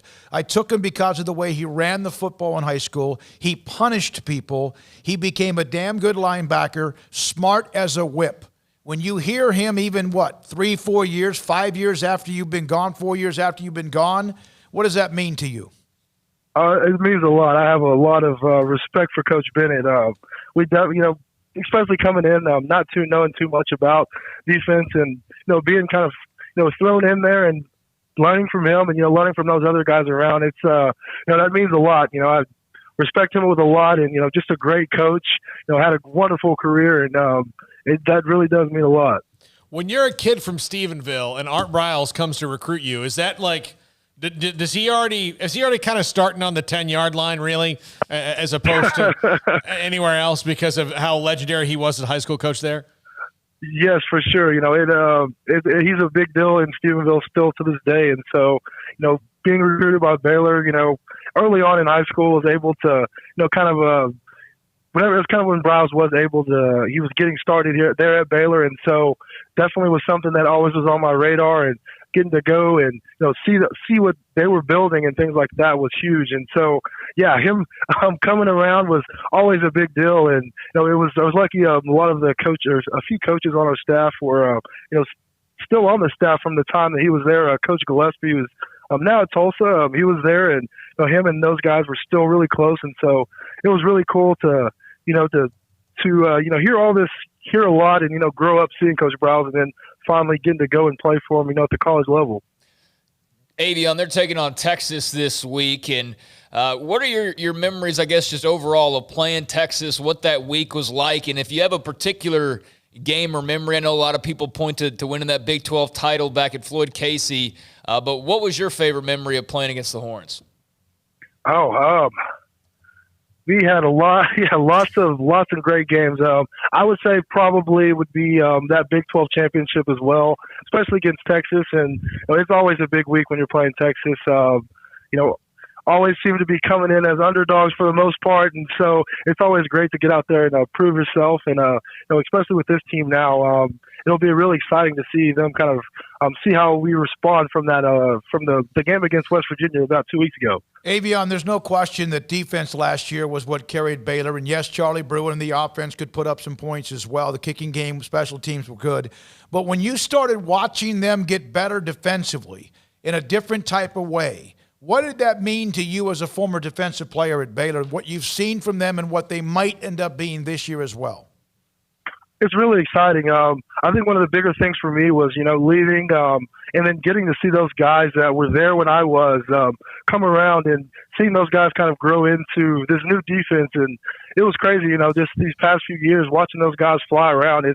It's really exciting to see, lots of times, teams can be a little bit more timid and things like that, but they have all 10, 11 guys to the ball at every play. And, that's really cool to see and just kind of see how things have progressed, over the past few years and just how the program in itself is just really kind of taken off. What are your thoughts on Terrell Bernard individually? Yeah. Oh, wow. He is always around the ball. Just great leader, I think, on that field. And it's exciting to watch him each and every week. It seems like each and every play, something big could happen. It's funny to sit and watch and listen on the TV, and they'll start to talk about him, and then a player later, boom, it's a fumble, or just always making plays. And it's really exciting. I think that he is a huge part of this the success that they're having, they've had and they will have. You were there, as you mentioned, when you won back-to-back Big 12 titles, the first time Baylor had ever won Big 12 titles. 2015 was a team set up to perhaps have much bigger goals because of Seth Russell, because of how good you were, the new recruits. How tough was it to see that team, even though you ended up strong, to see that thing kind of fall apart in 2015 because of injuries? That was definitely a tough year. I think, even after, things were, first off, it was just everything was set up in place. It looks like, we're headed to have a really great year. And then, lots of things kind of went into play with that. And I think actually it was here at Texas that we that kind of started a streak towards that losing during the middle part of that season, that tough side. And so it's I guess for the most part, it's nice to see that things are kind of trending back in that right direction now. Avion, let everyone know you're at Indeed. What you're doing, what kind of your role is there? I know it's kind of a job placement place, isn't it? Yes, it is. It's essentially a job search engine. I work in the sales side of it, and people are like, "How exactly? What do you do there?" And what I do essentially is I work with the employers that are looking to bring on people, and we work on different recruitment strategies in order for them to fill their openings and things like that. Do you ever run into Glasgow Martin? He was working at Indeed as well, right? Yes, he was. He was there whenever I was. He was there he was here in the Austin location for, I think, 3 to 4 years. And since I think about a year ago, he transferred to the Scottsdale location. Yep. But yes, I would run across him a lot, and definitely was part kind of there whenever I was interviewing for the role and things like that. So it was nice to see another Bear here. Your birthday's coming up. You have a birthday in like 5 days sometime this week. Is that correct? Yes, it is actually on Saturday. Oh, so nice. You're not old like me where birthdays are some you just like, oh, my God, it's a birthday. It's another one. I don't know if I was going to get to it. Are you a birthday where everything that day is good in that it's a big deal to you, or do you just kind of go about your business? I just go about my business. It's not always a big deal for me either. And this will be my 27th birthday, and so I feel like everything's kind of coming back together. Just not really. I think the years are kind of flowing together. So never really made a big deal out of it, and don't really plan to this year. Generally would go to the Baylor Texas game, but actually going to spend some time with family in Stephenville for the weekend. Avion, we appreciate it. Anything else, guys? Nope. No. Great to hear from you. Great to hear from you. Have a great birthday as well. You were always a great go-to interview. Just like you were today. We appreciate everything you did. Yeah, thank you. Appreciate it. Thank you. Yeah, thank you guys for having me on. And, looking forward to a good Baylor season. Yeah, hope so. Thanks for your time. That's Avion Edwards, Stephenville High School, former linebacker. He was there, think about this, in 12, where he saw things kind of turn around at the end of the year. Then 13, 14, man, God knows how good they could have been in 15 had not Seth gotten hurt. And then, of course, 16 was a part of the ups and downs of that year as well. Yep. He kind of ran the gamut from post-Heisman elation to Big 12 championship elation to just everything kind of, crumbling. Luckily, it didn't crumble all the way, and Matt Rhule was able to pick up some pieces and build it back up pretty quickly. But, he certainly was a part of a lot of different moments in Baylor football history. You and I did a midway game in Stephenville, but he didn't play because he was hurt at the time. And was he referring to Ryan Stewart, I think? Is he referring to? Yes, he was. 2011, Midway had lost back-to-back games to Waco High and Belton. And you're right. And they went to Stephenville. Darling was the guy that had been the quarterback to transfer. Kramer Robertson was just a matter of time before he took over that team. But that was maybe Darling's best game after a horrible game against Waco High. And you're right. They went into Stephenville, won in a game where they won by a couple, 3 touchdowns.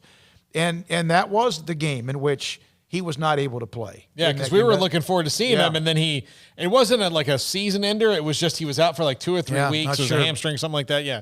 All right, do we have a break here to come back? We have a break. We got a couple of things to clean up. Mike Vrabel, what he learned from Bill Belichick. Also, as well, Joe Buck and his next few days as a broadcaster. And what was so ironic about the 2 starting pitchers last night in that Astros Game 7 in their game with Tampa. All of that and more. Sikkim 365 Radio continues. If you are in the home buyer or seller market, you need to call my friend Lance Donaldson and the Donaldson family team, brokered by eXp Realty, 254-214-3713, or online at lancedonaldson.exprealty.com, or just Google search Lance Donaldson eXp Realty. It'll pop right up. You can see his fantastic listings from all over the Central Texas area, not just here in McLennan County, some in Limestone, some in other places as well. All different price ranges depending on what you're looking for. He even has a ranch out in Lake Limestone area that looks pretty cool as well. So no matter what you're looking for, Lance has got a listing for it. And if he doesn't, he's going to help find you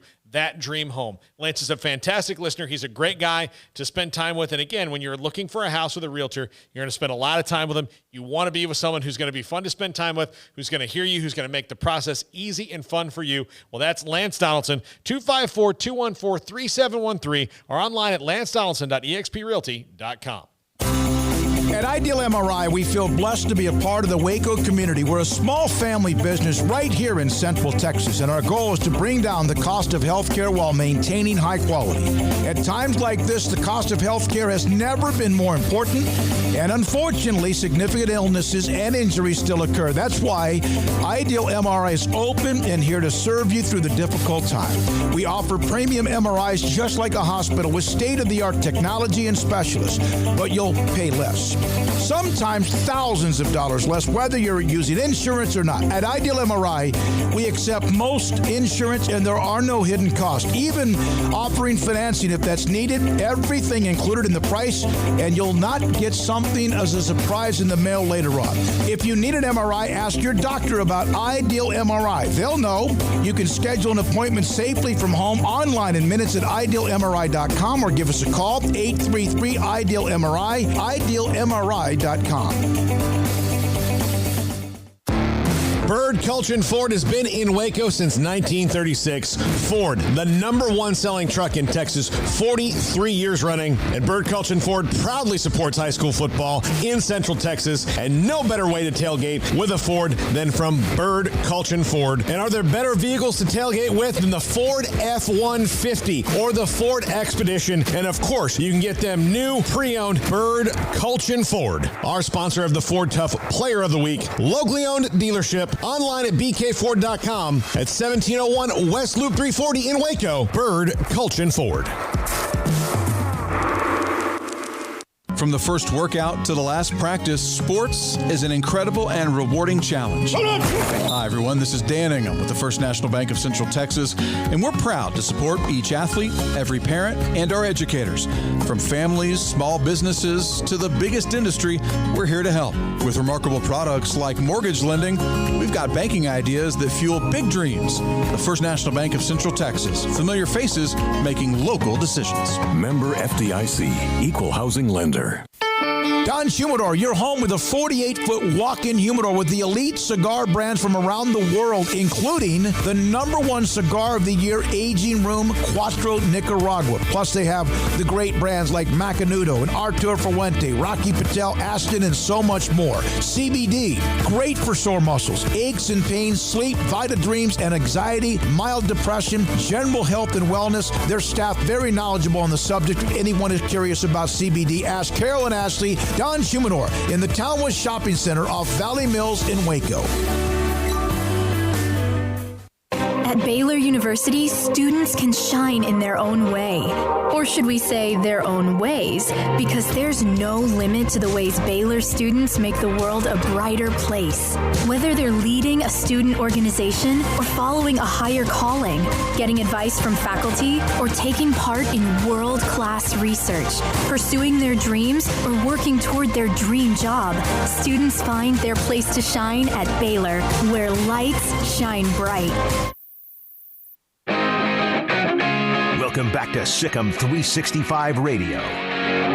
The Sikkim 365 Radio app is sponsored by Allen Samuels Dodge Chrysler Jeep Ram Fiat in Waco. Your friend in the car business at Loop 340 and east of 84. Come by. Let's be friends. He played at Belton High School, played at Notre Dame. We had Durham Smythe on right before his draft coming out of college at Notre Dame last night or yesterday. Caught a touchdown for the Dolphins. Durham Smythe from Belton High School. Congratulations to him. The Earl Campbell Tyler Rose Award will announce their winner tomorrow. One of the young men that's a part of this was unbelievable. I didn't even realize this until these nominations were sent out. Cindy sent them out. Craig's the one that does all of the work to get them together. This kid named Jason Bean. Did you hear about this, Paul? From Lake Ridge. And I don't remember him. Well, he's a redshirt sophomore, so Midway would not have played him his senior year. He didn't start to play until the second quarter and put up 181 yards and 2 touchdowns passing, 169 yards on 10 carries and 3 touchdowns running in a win against Middle Tennessee State. He didn't even start the game and put up those huge numbers. That's unbelievable. Yeah, he came in late second quarter, scored right before halftime. I think he led them on a drive right before the half.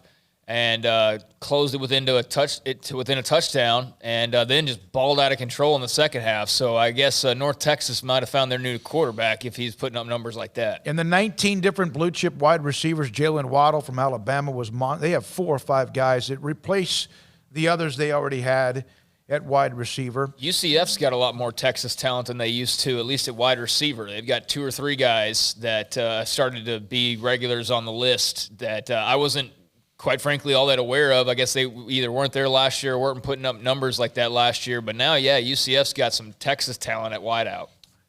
Joe Buck. He's about to call. Well, is he doing the game right now? He's been calling everything. Yeah. I mean, he did the Packers in Tampa Bay, which was a dominant win for Tampa. Then he's doing the game now, Chiefs and Bills. He will then do that's today. Tomorrow, Tuesday, and Wednesday, World Series Game 1 and 2. Thursday, Giants, Philadelphia. Friday, Saturday, Games 3 and 4. And that's amazing. And then Sunday again, he'll have another NFL game to call. Yeah, the game of the week. That's Craig Way time right there. Yeah, that's even more than Craig Way. I mean, Craig Way's got a ridiculous schedule because he does pretty much all UT sports. But, I think Buck was at one point had a game every single day of the week. And all over different locations, obviously. So, I don't know. I know at one point it was 7 out of 7, and I don't know if it's now it's 12 out of 14 or whatever, but it's a ridiculous schedule that he's got. Game 5 would be Sunday night, so he may not do an NFL game on Sunday. You think they're flying him private? No, I got a feeling he's being just taken. a hunch. He has that kind of money himself. Charlie Morton against Lance McCullers last night. How tough was that? How tough was that? That was a gutsy performance by Morton on Saturday. Morton closed out the World Series win against the Dodgers, correct? Mm-hmm. He now has 4 winner-take-all playoff games. Against the Astros. Huh? Morton was against the Astros. He used to play for the Astros. And that's what I meant, but he won the series for them against the Dodgers, right? Yeah. Charlie Morton now has 4 wins in winner-take-all playoff games, okay? Do you realize that's twice as much as any baseball pitcher in the history of the game? Really? Wouldn't have guessed that, no. I would have thought maybe... I would have thought Whitey Ford, who just passed away, because he had the most postseason wins ever. He has 4 wins in winner-take-all playoff history. Twice as many as any pitcher in baseball history. Yeah, some of those guys have pitched, for a long, long time. All right, we got to get into Mike Vrabel and what he did. I know we're running out of time here. He did this to Bill Belichick last year. Was it the playoff? No, was it the playoffs or something? Where he did something on a punt, was penalized on purpose.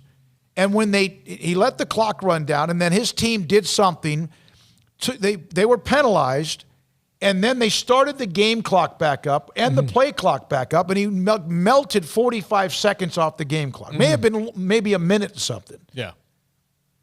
And then what did he do yesterday? It was a game against Houston. They were losing. Mm-hmm.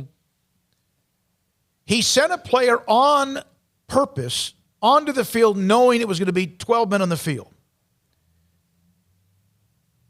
The player he sent on the field looked at him like, what are you doing? The penalty for 12 men on the field, Vrabel acts like he's upset, brings 46 off the field and acted like, what are you doing? Apparently what happened here is because the Texans accepted the penalty. They got a first down and eventually saved the Titans about 40 seconds of game time. They won or tied the game with 4 seconds to go. They did, and there were a couple things in that game that were weird. Romeo Crennel, I don't know how you guys feel about this decision. I get why he did it, because when you see how gassed his defense was down the stretch, you can see why he did it. But if he had kicked the extra point, then the onus had the Titans scored, which they did, would have been on them to make the 2-point conversion. Well, he didn't. He went for 2 and missed it. And so then instead of it being an 8-point game, it's a 7-point game, but it could have been a 9-point game. So he was trying to win it right there and make it to where they've got 2 minutes and they've got to score 9 points. It's not going to happen. So they would have essentially won the game. Well, the Titans go down and score. They tie it, send it to overtime, and then they got the ball in overtime and never gave it back to the Texans.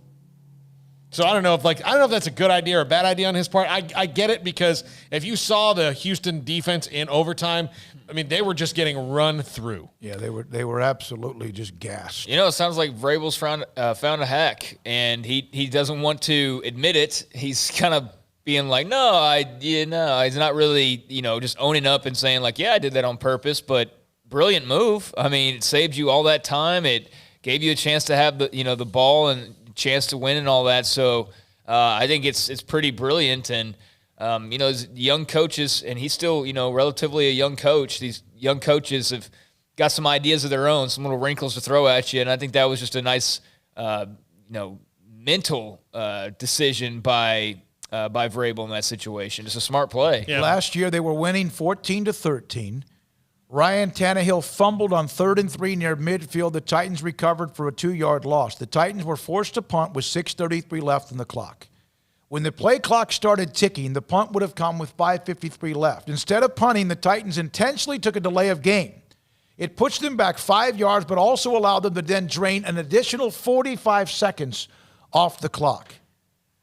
The rule states that if the penalty occurs with more than 5 minutes left, in the fourth quarter, the clock winds after the penalty. Had it been with under 5 minutes left, the clock would have stopped. And Belichick was losing his mind on this. And so then they had a false start penalty. And guess what they did? They reset it and did it again. It took about a minute something off the clock. Yeah. He beat the master. Let's see, but Belichick did all this stuff because he knows the rule book cover to cover, and Vrabel's kind of like this, where he can probably even say that's Rule 39-X, subsection B. Guess what they did in the offseason? They changed that rule. They changed the rule. Yeah. It's smart football, though. Because now other coaches are going to do it. Yeah, of course. But it's just smart, like, hey, you've won a couple of games now as a result of thinking outside the box and thinking differently than a lot of other guys would. And even if maybe they thought that, there's, maybe that unwritten, like that's not the way but hey, you got to win football games, and Tennessee's, right there in great position right now, in large part due to his coaching. So I'd be thrilled if I was a Tennessee fan seeing my coach make moves like that to help us win a game that we otherwise probably aren't going to win. And, of course, those teams the Patriots have with Vrabel, among others, and who's the guy that's another linebacker that does work, I think, on ESPN. I'm not sure he's still there. Teddy Bruschi. Yeah, Teddy Bruschi. And they that means you were paying attention. That means you were listening, not just, means you soaked that in. Well, Matt Patricia wasn't listening. Matt Patricia's not a great former Patriots Matt Patricia is head coach. But. Matt Patricia is late for meetings that he schedules. Yeah, that's a terrible thing to do. Just because you got him off the same tree doesn't mean all the branches are the same, and that's for sure. But hey, Vrabel has turned into, he's turned into quite the head. I mean, they have something cooking in Tennessee. So, that's going to be interesting to see how they kind of play it out the rest of the way. We do have a score update, 13-10, by the way. Yeah, this is Chiefs halfway through the third quarter. Here's a problem. Jennifer Smoke had a huge lead entering yesterday evening's game with the Rams and whoever they played. I went blank. The she had Cooper Kupp, who caught 3 passes for 11 yards and had 1 catch for no yards until about a minute left in the game. Dropped a touchdown. She had a big lead. Her lead is gone. She's going up against Clyde Edwards-Helaire, who has 138 yards rushing on 17 carries. She's lost her lead, basically. And the Chiefs are going to put up more points. You know this. She has Andy Dalton starting tonight, and she is about to go from up 30 to down, and I don't even want to do next. She should get segment. at least 15? least 10 points. I mean, I'm saying it depends on how much Clyde Edwards-Helaire does the rest of the way. But if she's trailing by 10 or less, Paul, after this game's over with, then she should be totally fine. But he's one of those that can squirt for a 30-yard touchdown. He could, but as long as the damage is somewhat limited, he's going to end up with a bunch more by the end of this game, I'm sure. But as long as he doesn't go too crazy, then she should be okay. Given that she's got her quarterback, the Cowboys feed Zeke. What you want if you're her is for him to, he's going to keep getting yards, but you don't want to score a touchdown. That's gonna put you behind the 8 ball. Oh my God, it's going to be a disastrous night if it doesn't happen. Get better. All right, thanks to everybody. Armstrong waving us off. Thank you. You needed to. I know we just kind of lost our focus there for a second. All right, CJ, see you as well. Thanks to all of our great sponsors. Paul Catalina, thank you very much. Appreciate your time. Craig Smoke, thanks to Dave Aranda, Kevin Hoffman, Greg Jacobs, Nick Roush. Thanks to Phil Bennett, Avion Edwards. Thank you for listening whenever you do or watching. However long it might be, I'm David Smoke. For everyone involved on Sikkim 365 Radio, good night.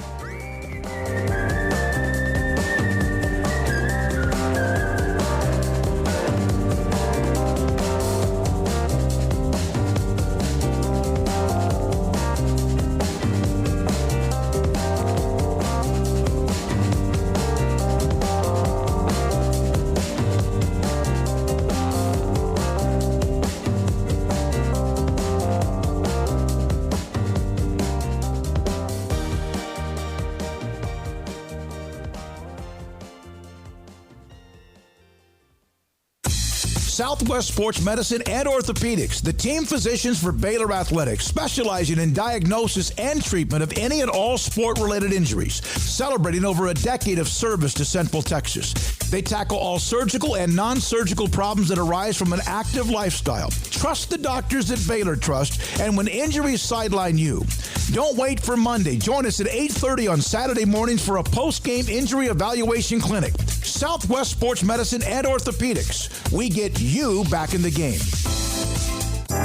Riverbend Liquor and Wine has their easy-to-access drive-thru open and convenient and clean in-store location on the corner of Lakeshore Drive and North 19th Street in Waco. Riverbend Liquor has the best and most extensive variety of craft beer selections in Waco, and Balcones Whiskey, including single malt, pot still, baby blue, rye, brimstone, and the all-new Lineage in stock. Riverbend Liquor and Wine, family-owned and operated, and a hidden gem in Waco on Lakeshore Drive and 19th Street. And find out more on Facebook and Instagram. Do you or your kids get nervous about going to the dentist? Stonewood Dental, Dr. Steve Childress, he can help. I've spent a career taking care of patients who as children had bad experiences, and now they're adults that hate going to the dentist. If I get a kid at 3 years old and they come every 6 months and it's a happy experience, it's normal for them. Now they have an accident at 6 or 7 or 8 at school. Now they have a broken tooth or a trauma. And they have to come here. They're used to lights. They're used to water in their mouth. They're used to experience. They already trust us. It's amazing what we can do with that kid without it being a negative thing. But if I see a 6 or 7 or 8-year-old that's never been to the dentist, and now they have a trauma or an unfortunate unexpected toothache, it's harder to do that for that kid and it not be somewhat of a negative experience. So bottom line is I try to treat kids and adults and teenagers and everybody the way I'd want my family treated, which is where it's a necessary part of life. You just take care of it. It doesn't have to be that big a deal. Learn more, stonewood-dental.com. It was broad daylight. I stepped into a gas station for 5 minutes to grab a snack, and just like that, my car was broken into. They made out like a bandit. My laptop, my phone, everything. I called my agent to see what could be done, and he restored my faith in humanity. My claim was processed so quickly, and I was able to recover my losses. Stop by and see our agents at one of our 3 McLennan County locations. Coverage and discounts are subject to qualifications and policy terms and may vary by situation.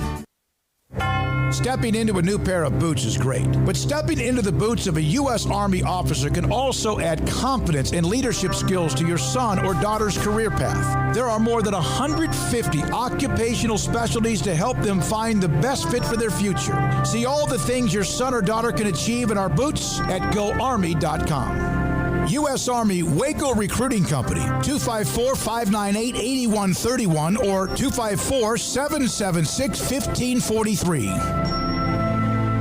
Did you know that 1 out of every 4 men have symptomatic low levels of testosterone and don't even know it? And if you think you're too young to worry about it, guess again. Low T levels can make you feel tired and grumpy, cause weight gain, and wreak havoc on your sexual desire and performance. Petty Clinic Low T can set up same-day blood screening and results, so if you're tired of being tired, I challenge you to man up and Google search Low T Waco or go online pettycliniclowt.com. It's a private clinic with an atmosphere catering to men. Affordable, only $150 a month, includes lab work, office consultation, testosterone injections, follow-up visits compared to $395 a month in Dallas or Austin, and you don't have to fight the traffic. Petty Clinic Low T as board-certified physician consultations will provide the best form of brand-strength testosterone available.